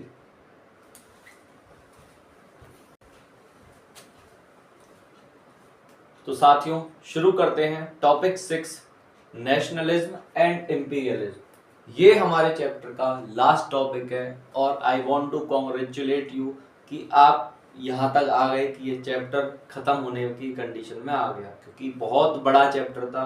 और मुझे पता है कि आप भी सब ये सोच रहे होंगे कि कब ये चैप्टर खत्म होगा, बट अभी ये चैप्टर अबाउट टू फिनिश है, कि ये फिनिश होने वाला है। तो आप ध्यान से सुनना इस टॉपिक को और इसको खत्म करते हैं और हिस्ट्री का सबसे बड़ा चैप्टर खत्म करते हैं। टॉपिक सिंपल सा है, नेशनलिज्म। हम पूरे कहानी यही सब पढ़ी है हमने पूरे चैप्टर में कि लोगों में नेशनलिज्म की फीलिंग राइज हो रही है, जिसकी वजह से बहुत सारी नई नई कंट्रियां बनी यूरोप में 18th सेंचुरी के टाइम में और 19th सेंचुरी के टाइम में बहुत सारे चेंजेस आए यूरोप में, ठीक है।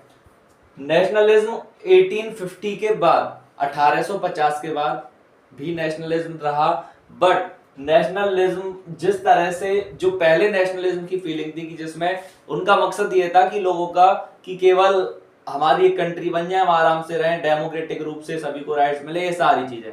लेकिन ये नेशनलिज्म का जो आइडिया था ना, ये थोड़ा सा चेंज हो गया था आगे वाले टाइम पीरियड में, क्योंकि नेशनलिज्म हमने पढ़ा था 1850 के बाद, 1815 के बाद, कि 1850 के बाद की बहुत सारे राजा वगैरह भी इसमें इन्वॉल्व हो चुके थे। अब वो भी नेशनलिज्म के बेसिस पर अब कंट्रियां बनाना स्टार्ट कर चुके हैं, जिसमें हमने एग्जांपल देखा प्रशिया का, जिसने जर्मनी कंट्री बनाई, है ना। तो अब ये लोग भी एंट्री कर चुके हैं, ये लोग भी नेशनलिज्म को फॉलो कर रहे हैं। यहाँ से जन्म होता है एक इंपीरियलिज्म नाम की आइडियोलॉजी का। ये क्या है, अलग अलग नेशन बने, अलग अलग आप कह सकते हो करेक्टरिस्टिक्स के बेसिस पर, कुछ की अपनी अलग करेक्टरिस्टिक्स है, किसी का जर्मन कल्चर है, किसी का फ्रेंच कल्चर है, किसी का कुछ और कल्चर है। अब ये सारे लोग क्या कर रहे हैं, अपने अपने कल्चर को लेकर प्राउड फील कर रहे हैं, और ये अदर को अपने आप से छोटा मानते हैं और अपने आप को सुपीरियर मानते हैं। इसी सिचुएशन को हम कहते हैं कि ये लोग क्या करने की कोशिश कर रहे हैं, डोमिनेंस दिखाने की कोशिश कर रहे हैं ओवर अदर कंट्री। ये सारी चीजें शुरू होती हैं। इसको हम एक एग्जांपल से समझेंगे। तो तो यहाँ पर 1850 के बाद क्या लिखा हुआ है, nationalist group became intolerant of each other. वो अदर को भी एक्सेप्ट नहीं कर रहे हैं। मान लो जर्मन कल्चर वाले लोग हैं तो वो अदर ग्रुप्स को मतलब अपने बराबर का नहीं समझ रहे, इस तरह की कंडीशन चल रही है। तो दूसरे को दबा कर रखना चाहते हैं, प्लस अपना एरिया भी बढ़ाना चाहते हैं, इस तरह की कंडीशन चल रही है। इसका एग्जांपल, एक छोटा सा एग्जांपल देखते हैं।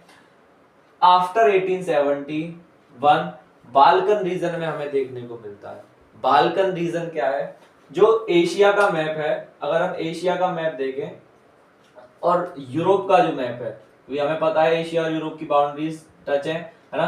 तो एशिया और जो यूरोप का मैप है उसमें टर्की नाम की जो कंट्री है, जो आज प्रेजेंट में टर्की है, पहले ऑटोमन एम्पायर था, उसका ना इस वाले रीजन पर कब्जा था। ये जो थोड़ा साउथ ईस्ट वाला रीजन है यूरोप का, इस रीजन में को बाल्कन बोला जाता है। क्यों बोला जाता है, क्योंकि यहाँ पर बाल्कन माउंटेन रेंज पड़ती है, इसी वजह से इसका नाम बाल्कन है। इस पर कब्जा था ऑटोमन एम्पायर का। लेकिन अब हमें यहाँ समझ आ रहा है नेशनलिस्ट सेंटीमेंट राइज हो रहे हैं। यहाँ पर बहुत सारे अलग अलग आइडेंटिटी के लोग रहते थे, वो सब लोग अपने आप को, उन सब लोगों को स्लाव्स बोला जाता है। स्लाव्स वो लोग जो इस एरिया में रहते हैं। लेकिन यहाँ पर भी अलग अलग कल्चर को, जैसे हमने पढ़ा कि रोमेनिया है ना, यहाँ पर जो अलग अलग कंट्रियों का नाम लिखा हुआ है, इतनी सारी आइडेंटिटी वाले लोग यहाँ पर रहते हैं। ये सारे लोग अपनी अपनी अलग अलग कंट्री बनाना चाहते हैं, अलग अलग आइडेंटिटी के लोग हैं। तो नेशनलिस्ट सेंटीमेंट यहाँ राइज हो रहा होता है। प्लस जो ऑटोमन एम्पायर है उनका होल्ड ये पसंद नहीं करते, है ना। तो धीरे धीरे आफ्टर 1871 यहाँ पर ये लोग नई कंट्रियां बनाना शुरू करते हैं। कुछ कंट्रियां 87 के बाद शुरू हो जाती हैं, कुछ 20वीं सेंचुरी में भी जाकर बनती हैं। बट जो एट प्रेजेंट में मैप पे आपको इतनी सारी कंट्रियां दिखाई देंगी इस वाले रीजन में। ये कैसे बनती हैं, पहले ये पूरा एरिया ऑटोमन एम्पायर के अंडर में होता है, ये नेशनलिज्म के बेसिस पर ही बनती है। बट बाद में क्या होता है, जब ये सारी कंट्रियां बन रही होती हैं 1871 के बाद, तो जो ये अदर पावर है यहाँ पर, मेन जो पावर है, जैसे फ्रांस हो गया, जर्मनी हो गया, या हम कह सकते हैं रशिया हो गया, वो सब ना इस रीजन पर कंट्रोल बढ़ाना चाहते हैं। वो सब ऑटोमन एम्पायर के को मतलब ऑटोमन एम्पायर का जो कंट्रोल है उससे कंट्रोल लेना चाहते हैं और सब अपना अपना एरिया बढ़ाना चाहते हैं इस रीजन में। इन सब का रिजल्ट क्या निकलता है, इन सब की वजह से ही इन द एंड यूरोप को देखना पड़ता है फर्स्ट वर्ल्ड वॉर। जो फर्स्ट वर्ल्ड वॉर होती है, हमें पता है दुनिया में अब तक 2 वर्ल्ड वॉर हुई हैं। जो फर्स्ट वर्ल्ड वॉर है 1914 से 1918 के बीच में जो वर्ल्ड वॉर चली है, ये वर्ल्ड वॉर इसी वजह से होती है। छोटा सा आपको याद हो, अगर स्टोरी कभी आपने पढ़ी हो, कि जो ऑस्ट्रिया हंगरी है उनके प्रिंस सर्बिया में गए थे। सर्बिया जो कि यहाँ पर लिखा हुआ है, तो ये भी बाल्कन रीजन में पड़ता है। सर्बिया वाले रीजन को रशिया वगैरह का सपोर्ट था, है ना। बट इनके प्रिंस की वहां पर डेथ हो जाती है, ऑस्ट्रिया हंगरी के प्रिंस की। तो ऑस्ट्रिया हंगरी सर्बिया पर अटैक कर देती है, फिर सर्बिया को अदर पावर सपोर्ट करती है और इस चक्कर में पूरा यूरोप वर्ल्ड वॉर की आग को पकड़ लेता है।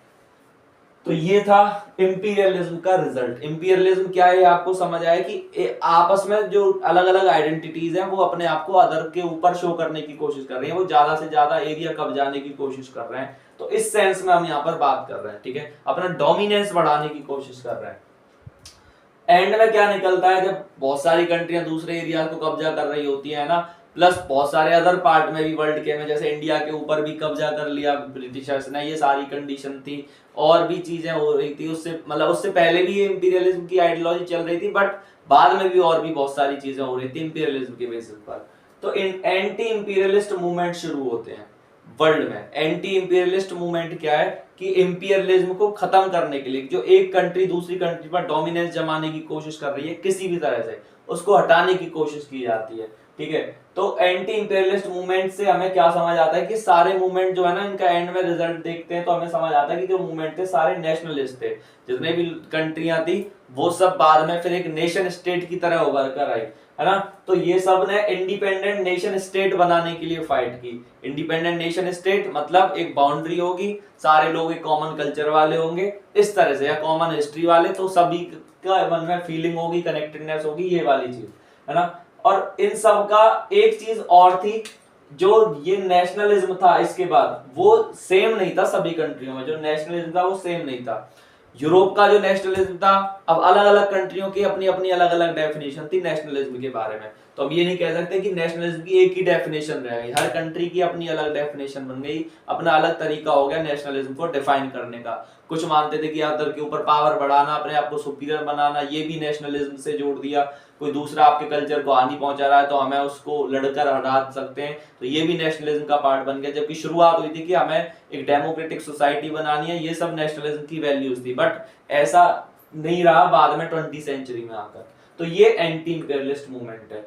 यही आपका टॉपिक था जिसका नाम है नेशनलिज्म एंड इंपीरियलिज्म। इसमें इसका रिलेशन समझाया गया कि नेशनलिज्म से कैसे इंपीरियलिज्म की फीलिंग और ज्यादा एक्टिव हुई बाद में, और उसका क्या रिजल्ट निकला। फर्स्ट वर्ल्ड वॉर एंड में हो गई इंपीरियलिज्म की आइडियोलॉजी की वजह से, फिर कुछ एंटी इंपीरियलिस्ट मूवमेंट चले, इंडिया में भी एंटी इंपीरियलिस्ट मूवमेंट चला जिसकी वजह से हमने अपने देश को आजाद कराया है ना। तो ये सारी कुछ चीजें थी। सो यही था आपका चैप्टर, और थैंक यू कि आपने इसने ध्यान से सुना और ये चैप्टर कंप्लीट हुआ। आई होप आपको ये चैप्टर बहुत अच्छे से समझ आया होगा। बस एक टिप है, ये याद रख लेना कि पहले टॉपिक सुन लो, सारे टॉपिक कवर हो जाएंगे आपकी नोटबुक बुक में जितने भी दिए, कि आपको समझ आ जाए। फिर एक बार स्टोरी की तरह पढ़ लो, आपको चैप्टर में से कुछ भी मिस नहीं होगा। Thank you and all the best for your exams. All the best. Thank you.